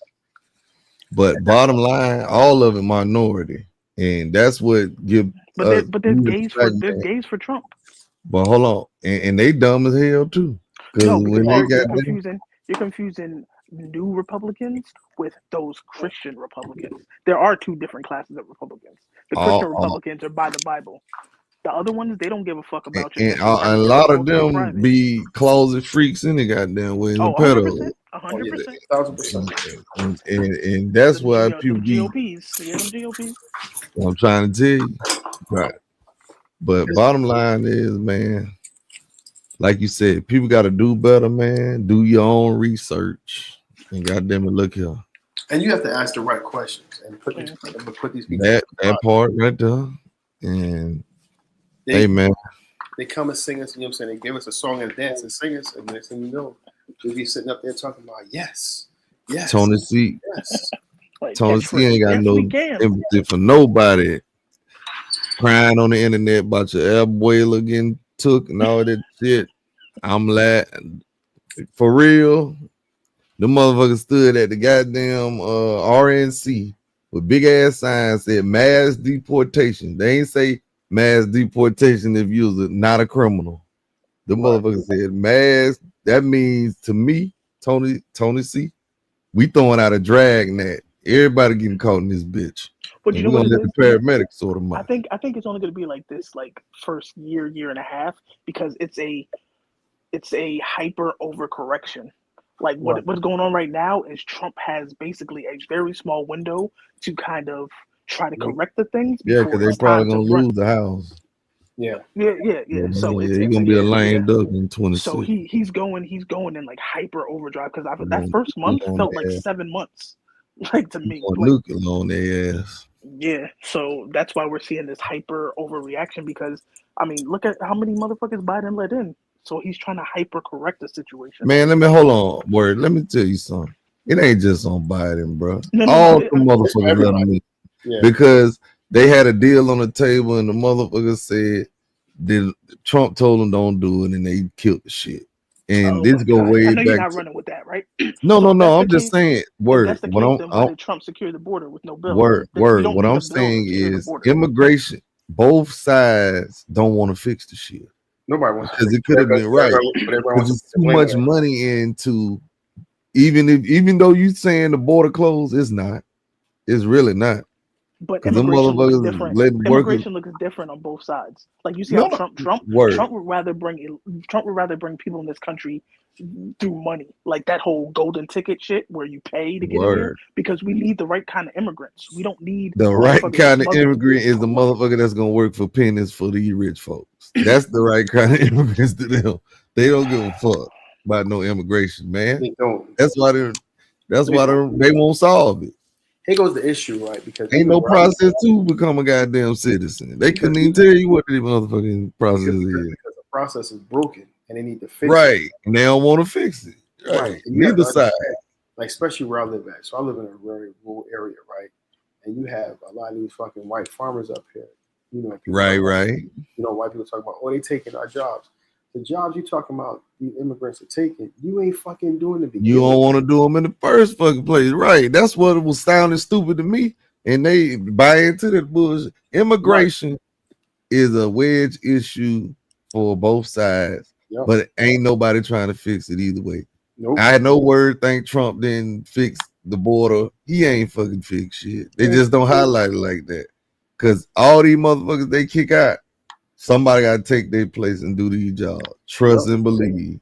These motherfuckers are not just going. It's ignorant for people to say that immigrants are doing all these jobs. But one, that's all that all What started you with mean? fucking Clinton and our parents sold us out to basically remove jobs and send them overseas and wherever the fuck. What so you there's mean, really no word? fucking jobs. Like because like people just There's assume, plenty of jobs in them fields. What you talking about? So you telling me like Democrats and shit going on like the fucking View talking about some I hope you're happy you voted to deport people. Now who's gonna fucking pick your grapes? Like that's an ignorant statement. But it's true though. No, but it's racist. But it's fucking true. It is because No, I live in that's because basically I live in like it. saying everybody that cuts your grass is illegal. No, because because I live in an area, right? Like I have 3 farms where, like in my location, and all the people that work on it are all immigrants, right? And now the immigrants aren't here, and now they having trouble getting those shits. But are they immigrants? But are they all illegal? For them, yeah. For the most part, yeah, you fucking right. How y'all know? Y'all seen their papers? Word. No, come on, word. Because they come up here in a sketchy ass van, and come on, word. Like literally, like they come up here in a van, like 4 or 5 vans, and they all black tinted, and they go to the back and they work. I'm telling you. Come on, word. I see it. I don't say shit. Word. In certain fields, you just know. Hospitality down here in Florida is one of them. The farms and shit like that, bro. If they really if they really streamline immigration, they already and know made people go through a fucking process, man, them people their farms would be damn near empty. Yep. You feel me? Because you would have to then wait for those people to go through the process, then have them work. Yep. People be saying this shit and don't know that the majority percentage of farming in the U.S. is fucking mechanized. It's not even a bunch of immigrants. Like I live in PA. It's Amish country. The farmers here are Amish. Yeah, up there. Yeah, no, I'm not. Yeah, up there, your way. Yeah, but when you go to places like Iowa, Nebraska, down here in Florida, out there in California, I know where I live. Arizona, but still, I know where I live at. We have high percentage of it being mechanized. Y'all act like there's a bunch of people places picking crops by hand. Not just picking. That's not the only industry though. No. Where I live at, I'm speaking about where I live at. Where I live, yes, they come up here and they picking. Right, like they have the word. Well, shit, they already behind. They can save on that illegal immigration by getting the goddamn mechanized system. But I'd rather no, not That, be bringing but niggas that'll to never jail be as and efficient hiding. as a human, they have though. Or, they have that too. But they have that Shit, too. man. But at the same time, the fields are huge, so they have a combination. right. That by the time that machine work, by it's gonna take a whole lot longer than the machine plus people. You feel me? Right. That's So what up it comes here, to. Yeah, it's because the U.S. is behind as a country. Oh, they and have We're technology. still some of that. Yeah, yeah. yeah, that's what I'm saying. So We they need to have it make up shit more here, and it's efficient. crazy. And it's like when you see it, especially up here in the farms, and it's like now they're not picking it, and they sitting up here looking like, oh, but They looking sick. Yeah. Yeah, look at the chicken, the factories with the chicken and shit, I man. have They that be up. paying people, them people But pennies on a dollar and the shit, the man. problem is you got people like, you know, and to me it seems, I may be wrong, but it seems more democratic, like the people fighting for minimum wage to be 20 an hour. And I get it, the cost of living is up, but if McDonald's starts paying people $20 an hour, of course I would go get an immigrant. Like, who can afford? McDonald's sells burgers for $3. How can they afford to pay people $20 an hour? But see, that type of immigrant can't work in McDonald's because then they gotta, The- you gotta No, teach but me English. and all that what shit. I'm saying is there's like these people. There's not jobs can't like the balance, the pay balance for what That's you're what you're doing in saying. the job and the Well, work because the fucking and word, survival. it starts It's at all the fucked up. top. The No, I CEO of a company makes damn near 400 to 500 times what a oh yeah, worker. And I American is mean, great, that's the 100%. fucking problem. Yeah, 100%. Like I remember when I worked at Lowe's and we Ish. had to do our audit for the bonus. We, as the regular level associates, we did all the counting. Right, we're counting every fucking item to make sure the number is right.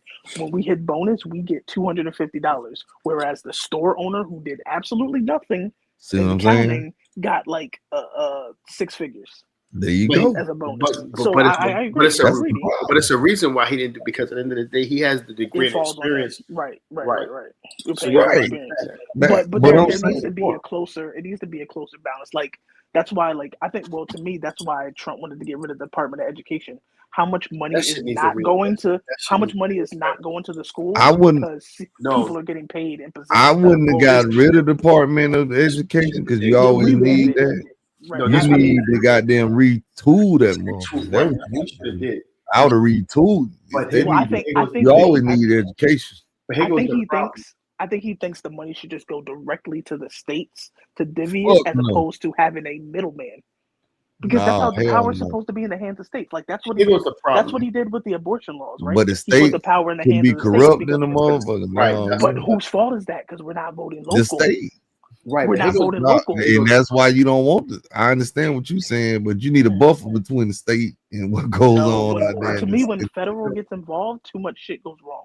but here goes the problem, right, with that. I don't know about that one. What he shouldn't have, like, so to freeze it or to restructure it, it takes more time.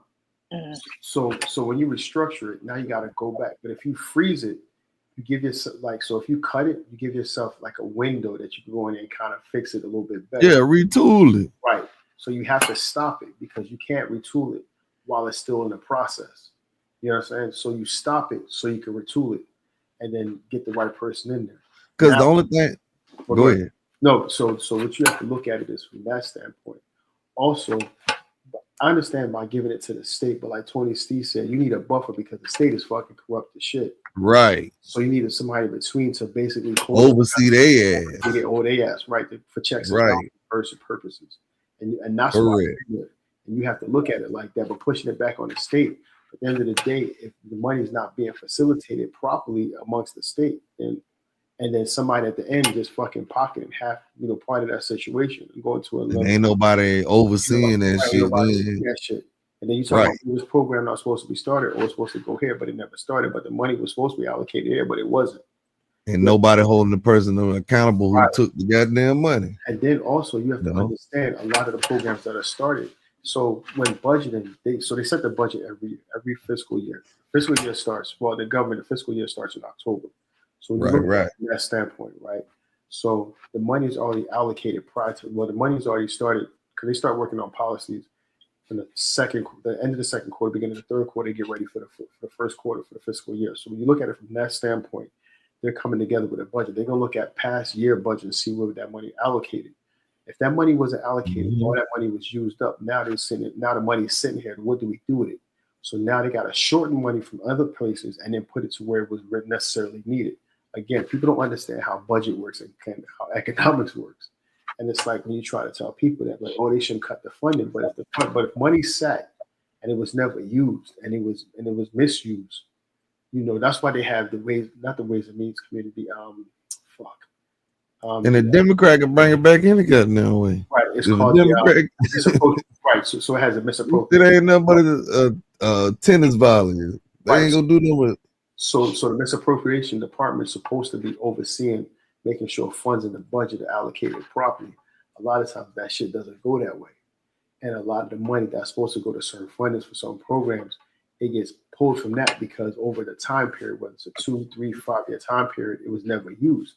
So by the fact it wasn't used, now guess what happens? It just sat there and somebody who actually could have used it should have used it. Was able to use it. So now the money has to be reallocated to someplace else. So in the long story scheme of things, we just have to do a better time, but But what bothered me about all that sneak connoisseur is when this was bothering me about Caucasians when they come and control the shit.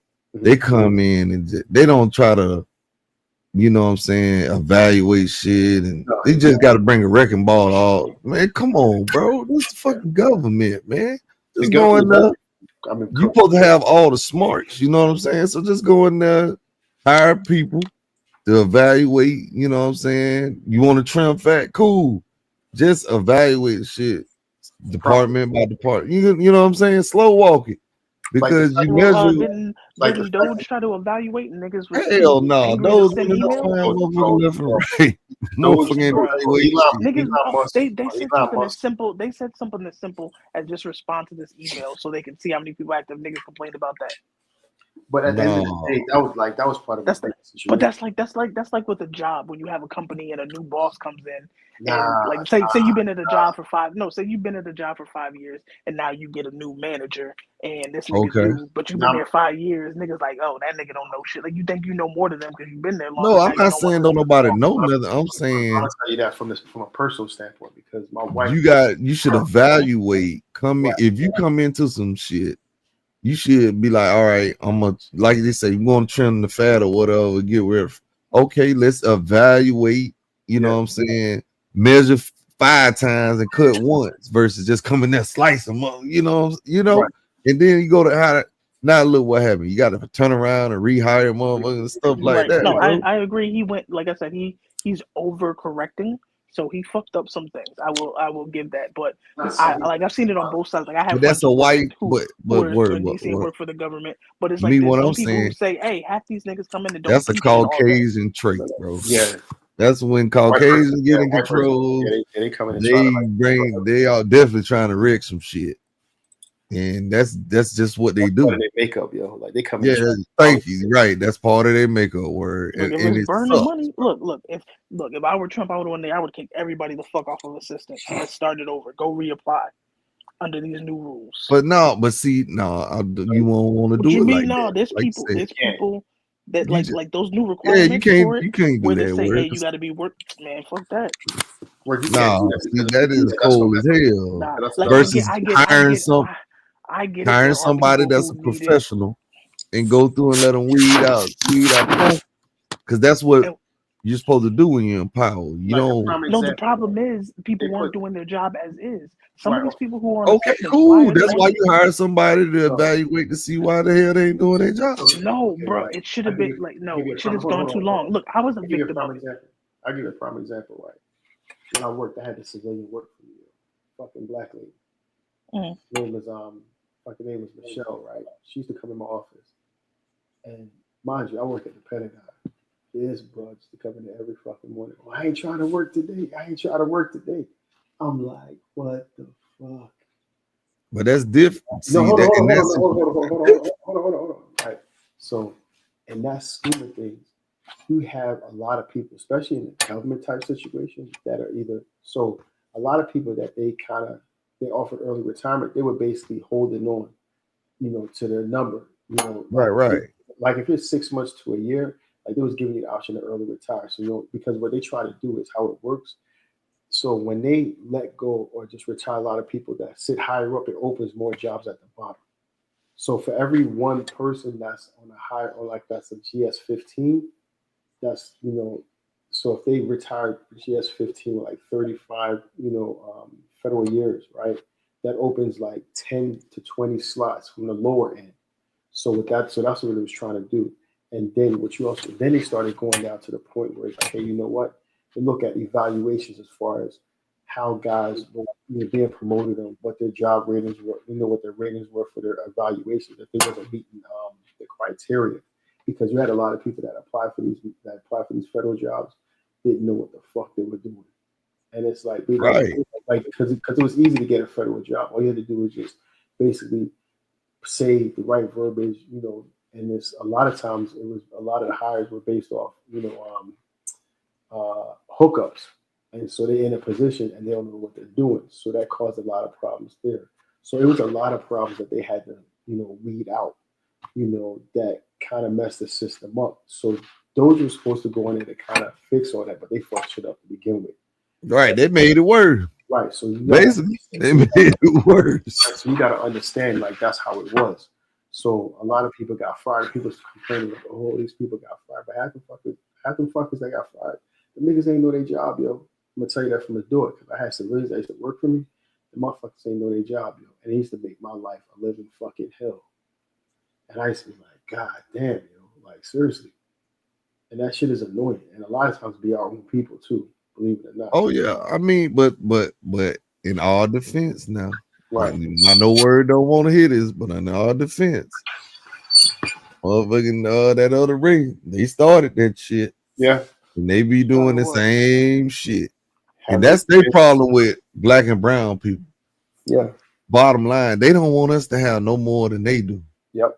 That's why they vote how they vote. Yep. They rather cut their shit off, and so black and brown folks and everybody can get that.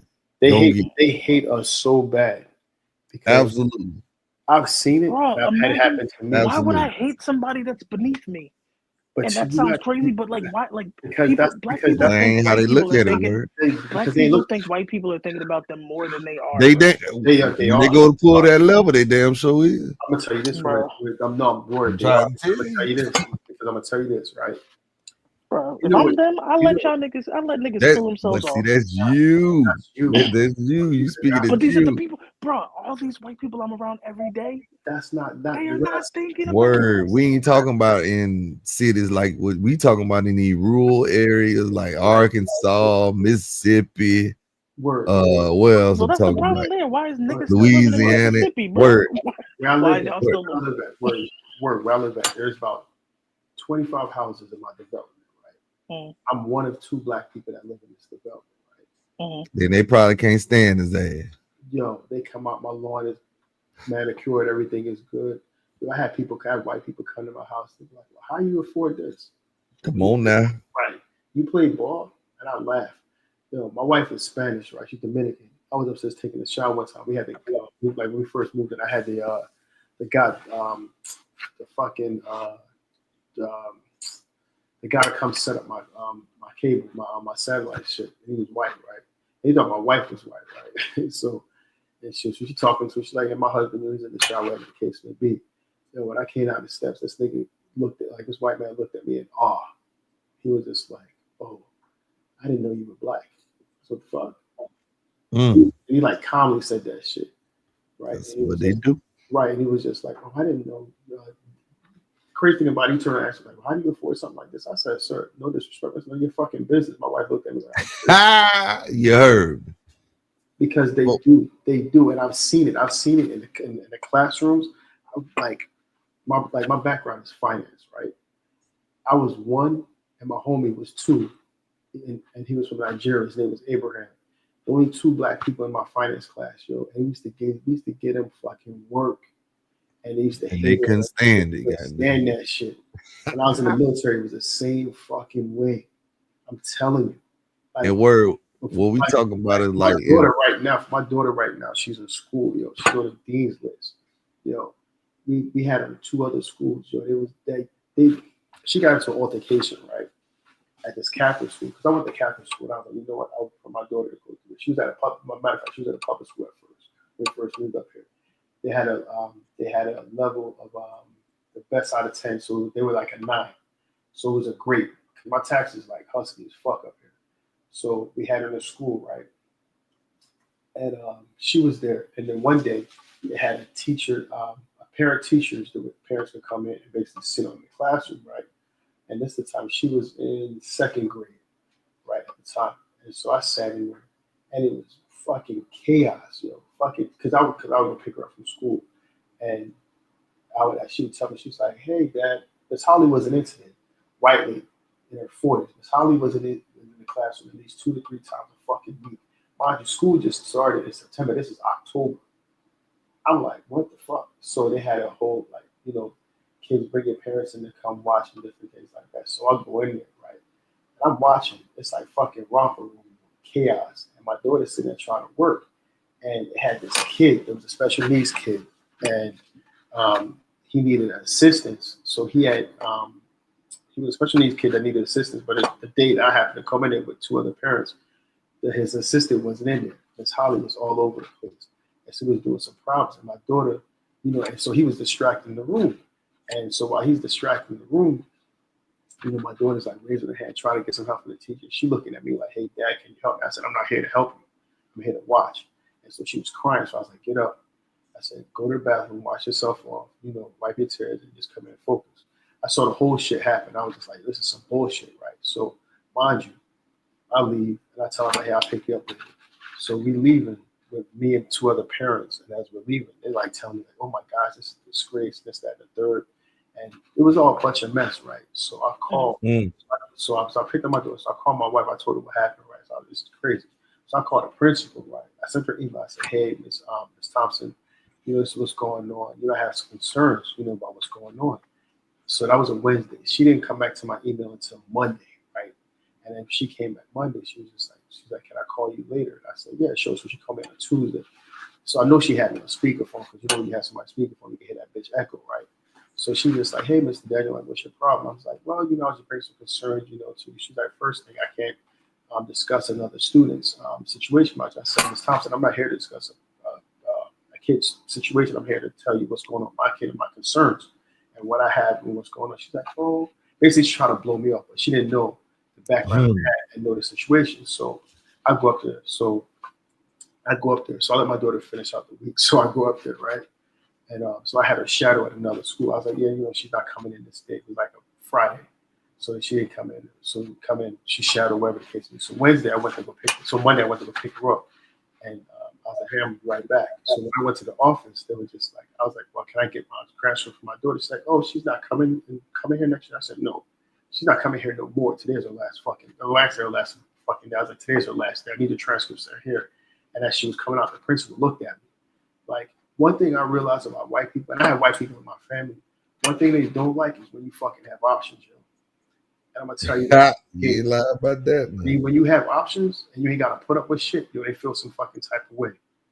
So I got her right in. I put her in another school. Situation happened. My daughter was in it 2 months, yo. My daughter's she's charming. She's a social fucking butterfly, right? And she's trying to make friends the best way she can, right? She's a highlight, funny as shit. And so she's in there, right? And she's at a Catholic school, and this guy pushed her, right? This motherfucker. So my daughter takes Taekwondo class, and I teach her how to fight as well.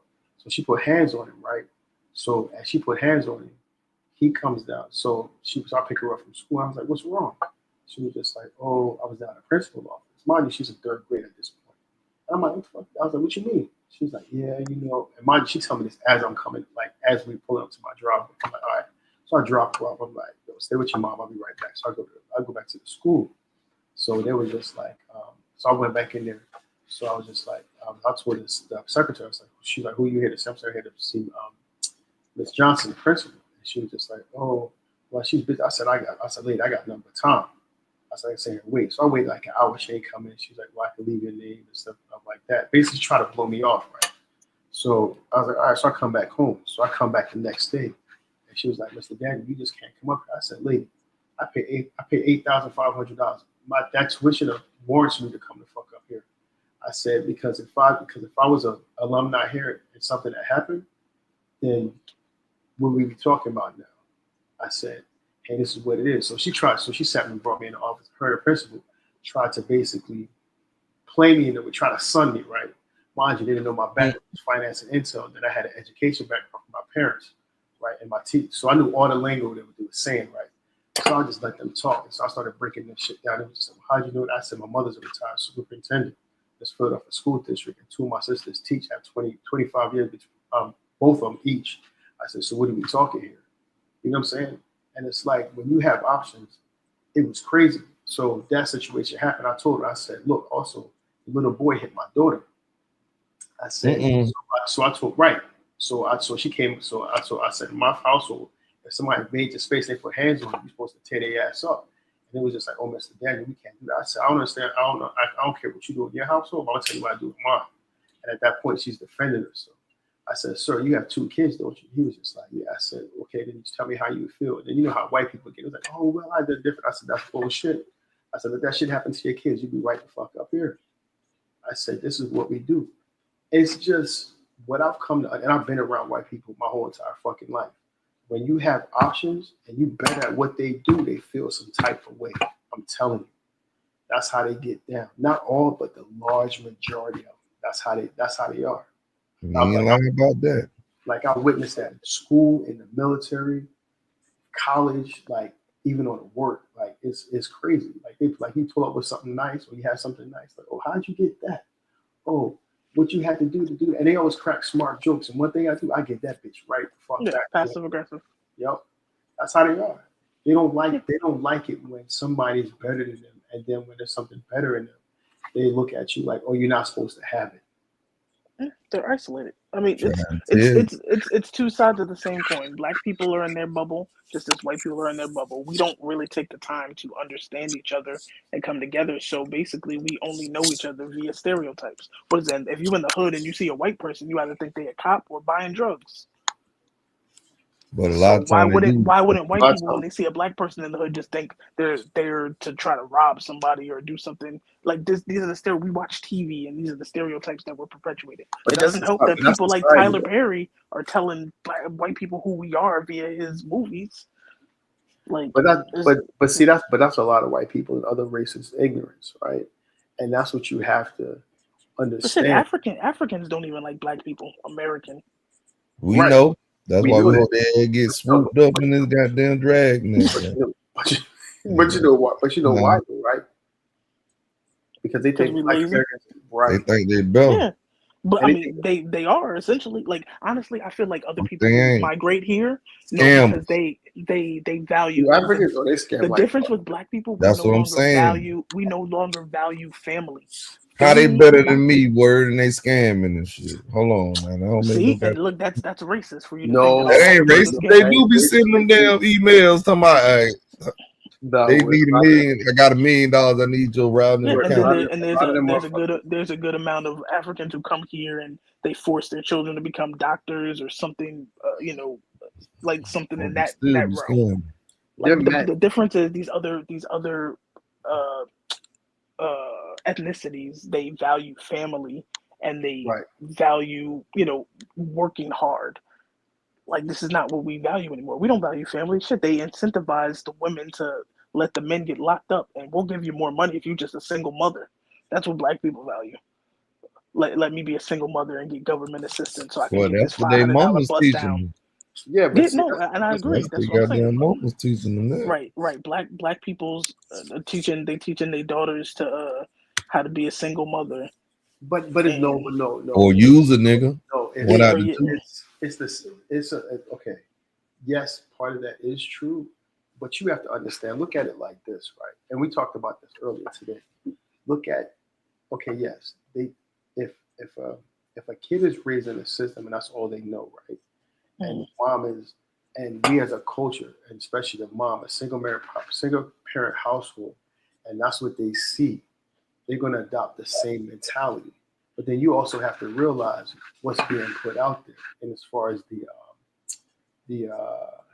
not so much the information, but as far as the trajectory of what certain situations look like inside the black community. Look at what we talked about, Jalen Green, right? The girl that he's dealing with, she's 20 plus years older than him. and she's all about getting a bag and doing the dumb shit. And her son is the same. What's his family situation? Like mom and daddy together.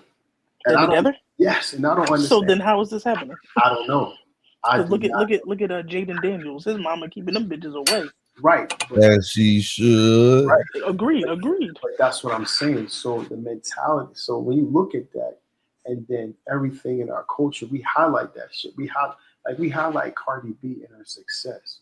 But nobody talked about how she used to drug niggas in a fucking club and rob them. Right. When you bring that shit up, they be like, oh, that's her past. But let a nigga do that shit, or the nigga need to go to jail. You understand? You know what I'm saying? So at what point are we gonna hold? At what point do we need to hold ourselves accountable? Now. Like I get it. So I get it. Right? Somebody, because like I think I had this argument before, and they were saying, well, you know, they're born into poverty and they don't know anything different, and it's like, but somebody has to break that cycle. We can't keep using that as an excuse. You have to be projects. You have to be willing to change the trajectory and the mentality, but it has to come from that person. But we have to first what we have to do is fucking get counseling, yo, because a lot of us, especially from our parents, are still dealing with like trauma.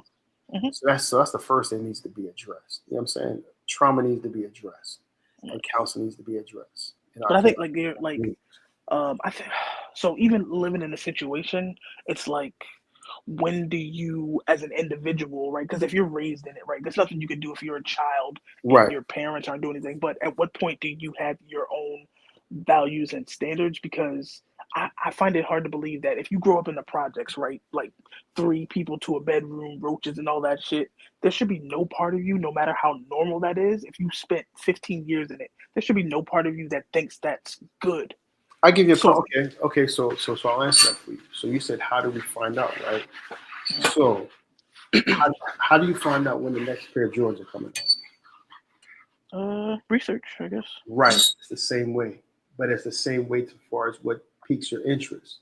So if you're in school and said programs are being addressed by a certain teacher, because think about it, teacher has your attention with 8 hours out of school. Well, not even 6 hours, call it. So 5-6 hours out of the school year, out of the school day, out of the day, right?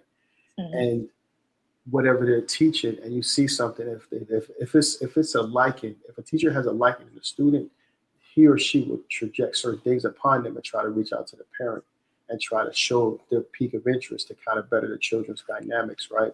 So if that's done, so that's one way that could be done, right? But then also it comes to a point that, because I knew a girl, her name was Carla, right?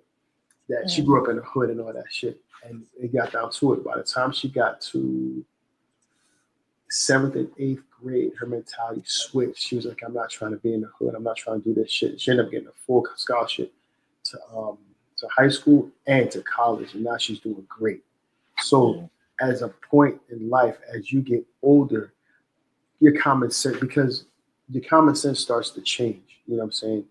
And your trajectory and what you see starts to look at a different situation, especially if you have, especially from TV and social media, because now we're in a technical age, we can see that shit. We can Google a lot of shit. Kids nowadays can Google a lot of shit. They can see a lot of shit. So when you look at that, that's another way that could have that change, but it has to be to the point, because people come out like, well, they don't have the resources, but the same resources that you said you don't have, you do the same thing to search when the latest Jordans come out and where to get it. So it's all about a mindset. You understand? So if you see stuff like I give you another example. Niggas wasn't fucking traveling until Jay-Z and all the rappers started talking about that shit, and they rapped 20 fucking years ago. But me, I was fucking traveling since I was fucking born. You know what I'm saying? And then when I went to the military, that just made it even broader. You understand? So it's like, now my daughter, we travel and she sees it. So her mentality and trajectory changes. So I grew up in a row home. When I was, I came from a dual household. There was 6 of us. My pop was a chef. My mom worked in a bank. So it was like education. So when you look at the trajectory of all 6 of us, none of us are in jail. 2 of my sisters teach. My brother's a film director. My other brother's a professor in Canada. My sister's an architect, and I went to the military. So when you look at it from that standpoint, it's kind of like, hey, what do you do? So it's all about fixing and stopping a generational curse, but you just have to have the trajectory inside your own family household and dynamic. So I grew up in a row home. So my goal always for myself, to me, life is more than a row home. So now I live in a single family house, and it's one of the biggest ones inside of my community. So my daughter's grown up in that situation, so she knows nothing. So this is her bottom line. So she knows nothing less than this. So Right. so as you get older, you're supposed to push the trajectory forward with your kids. So once you do that, and it's not looking down at nobody, because at the end of the day, we do a lot of volunteer work, and we mix and match. I told my daughter every day, I said, she's privileged. She said, yes, Dad, I understand that. So it's also because I don't go around beating myself in the chest, like this is what I had, because I don't. Because I know by the blink of an eye that shit can be taken away from me. You understand? But I do let her know, like, hey, you're in a situation where you're privileged, that your parents worked hard, but we worked hard so you can have options. And I've been putting that in her head since the age of 3. She's 13 now, so she knows that hard work. You work hard, that you create options for yourself. And you, as a parent, when you have kids, you're supposed to push the trajectory to basically be better than what your parents did, and that's what I do. So but the mentality has to change. And once that trajectory changes with the mentality, then your offspring will benefit from that. But what we try to do, we bring a lot of, sorrow, fucking debt. We don't teach our kids a lot of things. Like I was teaching my kid finance at the age of 5. I'm talking like basic situations. You know what I'm saying? And that's the certain things. And then certain people, my family, will be like, "You think you're better?" No, I don't think I'm better than anybody. But what I would See, say, that's the problem. Black people love to do that. Like, oh, you think you better? Like that's how, like, with me and Danny, like, oh, you don't want to live in the hood. You think you better than fuck no, I somebody don't want to live in the bougie? hood. No, I don't want to live in the hood. For what? Right. I That's why I don't always tell people, like, I'd rather live in the suburbs with no furniture than live in the hood and drive a BMW. Yep. But it's about education, and it's about teaching them certain things. And a lot of people don't get that. And it's like when you try to help your I own, think a lot of people are just lazy because, like, to me, it's like it's not some of it, but I don't think it's all of it, bro. it's not like It's a research or mentality. educational to not want to live in a place where you can get shot on your way home. Like, we lived in Jersey City, we lived in like the best part that we could live in Jersey Right. City until 4 blocks away they shot a cop. Okay, it was time to go, and what do we do? Within a year, we moved. Right. But there are That's people something. who will tolerate that and just stay because it's cheaper But instead of working harder to pay rent that may be $400 more, but you don't have to worry about getting shot. You have to stay in the hood and be why hood do rich. that? But why do that in the system? Like so why do that? And I could have 4 or 5 baby daddies, get on welfare, get a system, and get child Right. support. That's where I'm trying to figure out where that switch is disconnect. Like, I don't feel like that's living. Like, and I do, like, it does make me mad sometimes, like, where you're living in a better situation, but obviously your bills are higher because you're in a better area. Right. But you watch people on welfare going to Disney World every year, going to Cancun and shit. Like, you ain't got no fucking job, but you always on a But flight. that's the shit for now though. But that's gonna catch up Right. with them later on. You know what I'm 100%. saying? So that's how you have to look at it. So they're gonna eventually that shit gonna end up like busting them in the head. It's just more so like, what do you do? And honestly, because so I had a mentor when I was in the military, and he was a retired officer, my brother from Morehouse. He used to always tell me, he was like, Troy, he said, common sense is not always common. And I used to tell him, I was like, Dean, I said, why not? I said, he said, and this is a black man, fully like a scholar and everything. He's like, and he came from nothing. He was just like, let me tell you something.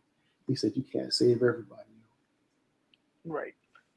And, And that's where I got. After the pandemic, I was just like, man, I'm done. And sometimes it's like you just have to keep your mouth shut. You just have to keep your mouth shut and just keep it pushing. And whatever information, whatever information you can pass on, you can pass it on and give it to them. And you can't be mad. And I learned this the hard way too, because trying to save people in my family, you can't be mad, because when you have access to information, you try to put people on and they don't use it, and it's like fuck, and it pisses you off because I spent my time to give it to you and then you don't use it. It's like, what do you do? And sometimes you just gotta shut up and be like, you know what, they'll figure it out. And that's where I struggle because I'm a freaking Cancer, and like I always want people to see things not necessarily my way, but right. Like when I'm giving you something, like I want you to take it in. You don't have to choose it, but take it in. Like when people just ignore it, like what the fuck? But one thing I told you. right? But one thing I learned from that experience is that you could only. My older sister always taught me. She was just like, and I spoke to her Friday. And we were talking about this shit. She was like, she said, you can't be mad. You can't be mad at the information you give to people and they don't use it. You're only a messenger. She said you just have to give it to them and just let them let them live. She's just like, it's just how it is. She's like, I understand your viewpoint. And my older brothers would tell me that shit all the time too. He's like, because I'm the middle, because I'm one of 6. And he used to be like, just chill. And I was just like, yeah. Because I've seen my homies like, that you want to help. And it's like, it's the trajectory of the mindset. Like I got a homie locked up now. And the whole time when he was calling me, this motherfucker was in jail for a year. And I didn't even know till my younger sister told me. And he used to be like, they watching me, this, that, and the third. I was like, yeah, when I come to Philly, we get together. Lo and behold, this motherfucker went, like, matter of fact, not even a year. He's been in jail for like 8 months now. But the time is when they wasn't in jail, he was like, yeah, come down, we should talk, this, that, and the third. But I always it was something that kept me from coming down there. But then come to find out, if I went down there, somebody was fucking watching me because he had an altercation with the cops twice. And he was watching the situation. I was like, fuck. I was like, I could have put my daughter in danger, put myself in danger. Sometimes as you grow, the people around you, they're going to want the same, they stagnant. And trust me, I've been through that. I had motherfuckers I grew up with, played ball with, died. I buried a couple of my homies. And it's like, fuck. I moved out of Philly. My parents moved out. And I just keep the fuck moving. That's what it is sometimes. You can't save everybody. You just have to look at it for what it is. To be honest with you. This is true. That's where I'm at now. But I hate, like, for me as a Cancer, to harvest all that energy, and that it makes me either have to be super social or not social at all. So now I kind of just like cut off everybody, and I'm just like, I don't even fucking do stuff with people because I'm just like, man, I can't trust and rely on anyone. Like, I have no faith anymore in people, and it's like not a great thing to do, but it's also the safest thing for my mental health. I get it. Like, I can't. Yeah, like I was like, I can't with y'all. Like the whole from 2019 till now, like it stressed me out that I'm on meds now because of the anxiety I get from trying to help other people. Like, I can't do it. Yeah, sometimes you just gotta let that shit fall on the wayside and be like, you just gotta have tunnel vision and turn a blind eye to a lot of that shit. Be like, they'll learn. I said 2026, man, you ain't gonna be able to reach me because I'm gonna be disconnected at some island. Like, she said that. Like, but you know what? Though, but I'm not mad at that. Travel. I'm not mad at that. And that's what you have to do. You know what I'm saying? Is you have to change the trajectory and look at different things. And once you do that, you start to look at certain things different. And you have to be willing to change that. But a lot of it is the comfort level. You know what I'm saying? Because we used to a lot of us are not used to stepping out of our box. You know what I'm saying? Unless somebody famous tell us what it is. You know, like I said before, niggas wasn't really traveling like that until Jay-Z mentioned it and talking about trappers. He talked about every place in the Keys, overseas and everything like that. And motherfuckers wasn't traveling like that. I told niggas when I was 22, niggas used to look at me sideways. And I used to be like, I said, if you don't have nothing to do from 18 to 30, I said, fucking get a passport to travel. Right. Passport at the time was like $165, Travel, and it's good for 10 years. Travel every year. Me and my homies, we used to get a globe. And niggas used to look at us and we was wild. It was 5 of us. We used to split a globe and like, this is where we're going to go and drop our finger. Like, all right, that's when we out. Right, and I regret that, like not traveling more when I was like younger. Like I'll be looking sometimes at my like sneaker collection. Like, bro, all of this could have been like hundreds of trips. Like instead of having a bunch of sneakers. But it's nothing wrong. But now you know, and as you find out, you just do better. That's all. Yeah. You know what I'm saying? Like, it's nothing wrong with that. Now we all like life is a journey. You know what I'm saying? It's like we all gonna run our own race. Every race is not the same. Every obstacle that you get is not going to be just like every other else. I never look at what people do. I look at what's in front of me and how I can, help and nurture what I have going on in my household. And that's how you just have to look at it. Like, everybody gets to whatever goal they set in life, at their own pace. You know what I'm saying? I never measure myself to somebody else like, oh my gosh, I was supposed to do this. You just set benchmarks and say, you know what, at this time period, I'm going to do this, and that's how you can keep it. You know what I'm saying? Like, and sometimes you got to hold shit to yourself. You got to hold shit close to your vest because a lot of people, they'll fucking hate them down the family level. Yeah, that shit. Ain't lying about that. I know one thing. Damn, it's almost 7. Man, what the hell? Yo, I'm about to lay down and Danny about to be getting up. I'm trying to tell you. Man, come on, connoisseur. I swear to God, it's 7 o'clock. Y'all. I was supposed to be cutting my lawn at like 8. I'm waiting till 8 o'clock. I'm actually not even tired. I'm about to go out. If it don't rain though, I'm looking. It rained a little bit yesterday. Yeah, but if it don't rain, I'm about to go cut my fucking lawn, yo. You about to go cut the grass. Yeah. Can I cut the grass? So see, that's the motivation. We need a motivational friend like that. Yeah, I'm gonna go cut this lawn. Yo, I got these groundhogs. Hey man, I let Julio and them handle that. Man. I got these groundhogs I'm dealing with right now, yo. I'm looking at this motherfucker right now right in my backyard, dog. I ain't gonna even lie to you. Word, I let playing whack-a-mole. I let Julio handle that. Word. Nah, man, you ain't wrong. That. No, Thank you. No, look, this is why I don't own a house yet. Like I say, like, hey, house ownership ain't for everybody. Like even when I'm ready to buy, when the market gets better, I still think I want a condo type situation. Yeah, because you ain't gotta maintain nothing. I'm like I'm mature enough to realize that I don't want to deal with a roof or hot water heater, none of that shit. I just got finished dealing with my hot water heater, yo. Yeah, that's like that. That was the shit that scared me about home ownership. Like everybody I knew who owned a home would always say, I had to replace my homeboy that I work with the customs. He had to just replace his AC unit on the hottest week of the year, $20,000. No, but see, what I have, what a lot of people don't have. I have a warranty company. And I have sure. Got one of them, goddamn. So I have that, and I was trying to put family members on, motherfucker, and I paid. What, $130? Black people don't want to pay for nothing that they feel like it's stolen money. Insurance. Right. That's why niggas ain't get car insurance for the long. Right.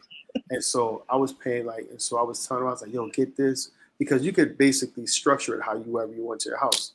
So I struck it. I was like, this is what I want. This is what I want. This is what I want. So it's like, cool. It's like $113 a month. My water heater cost me $5,000. Like they put a $5,000 water heater in my situation. I had to pay $700. Man, look. Yeah. So deductible, that's all you basically pay is the deductible. Yep. Just like insurance. Yep. And that's what I did. And I used to have a guy to cut my lawn. But then the first guy he ended up committing suicide. And the second guy had it was crazy. He was cool too. The second guy he was trying to rake my fucking pockets, yo, charging me overcharge. Right. But the crazy thing about it is it wouldn't, because in the summertime it wouldn't rain, so the grass would be dry. And this motherfucker still cut my lawn. I said, nigga, you cutting dead grass. Yeah. And I was like, I'm cool. And then I just like, you know what, let me go out and I bought a zero turn. So now I fucking just cut my own grass. So I ain't got time to deal with that bullshit. That was the one reason I wanted a home, to get one of them riding mowers. I was like, I'll be out I don't mind it. I mean, I had bad allergies, but then to the point I was like, I got tired of paying this dude. Like, he used to charge me $150 a week. I got tired of that shit, yo. Well, I'm finna play my theme song. We can get the hell on. I'm about to go cut this fucking grass, yo. What? Yeah, shout out to Sneak Connoisseur for cutting this goddamn grass. At 8 o'clock in the morning, like he goddamn Julio. As long as somebody stop the rain, he'll be cutting it.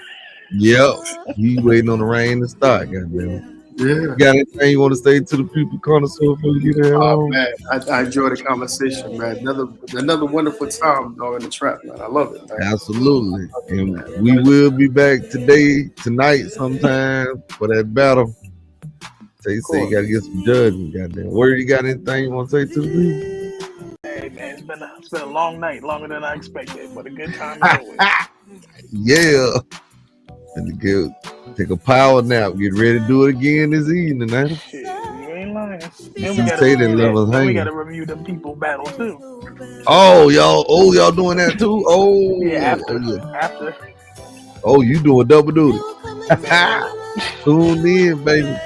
All right. Hey, wake up. Tay got anything to say to the people? Nope. Take off, man. I'm gonna put my boy back. I'm gonna put him down for the night.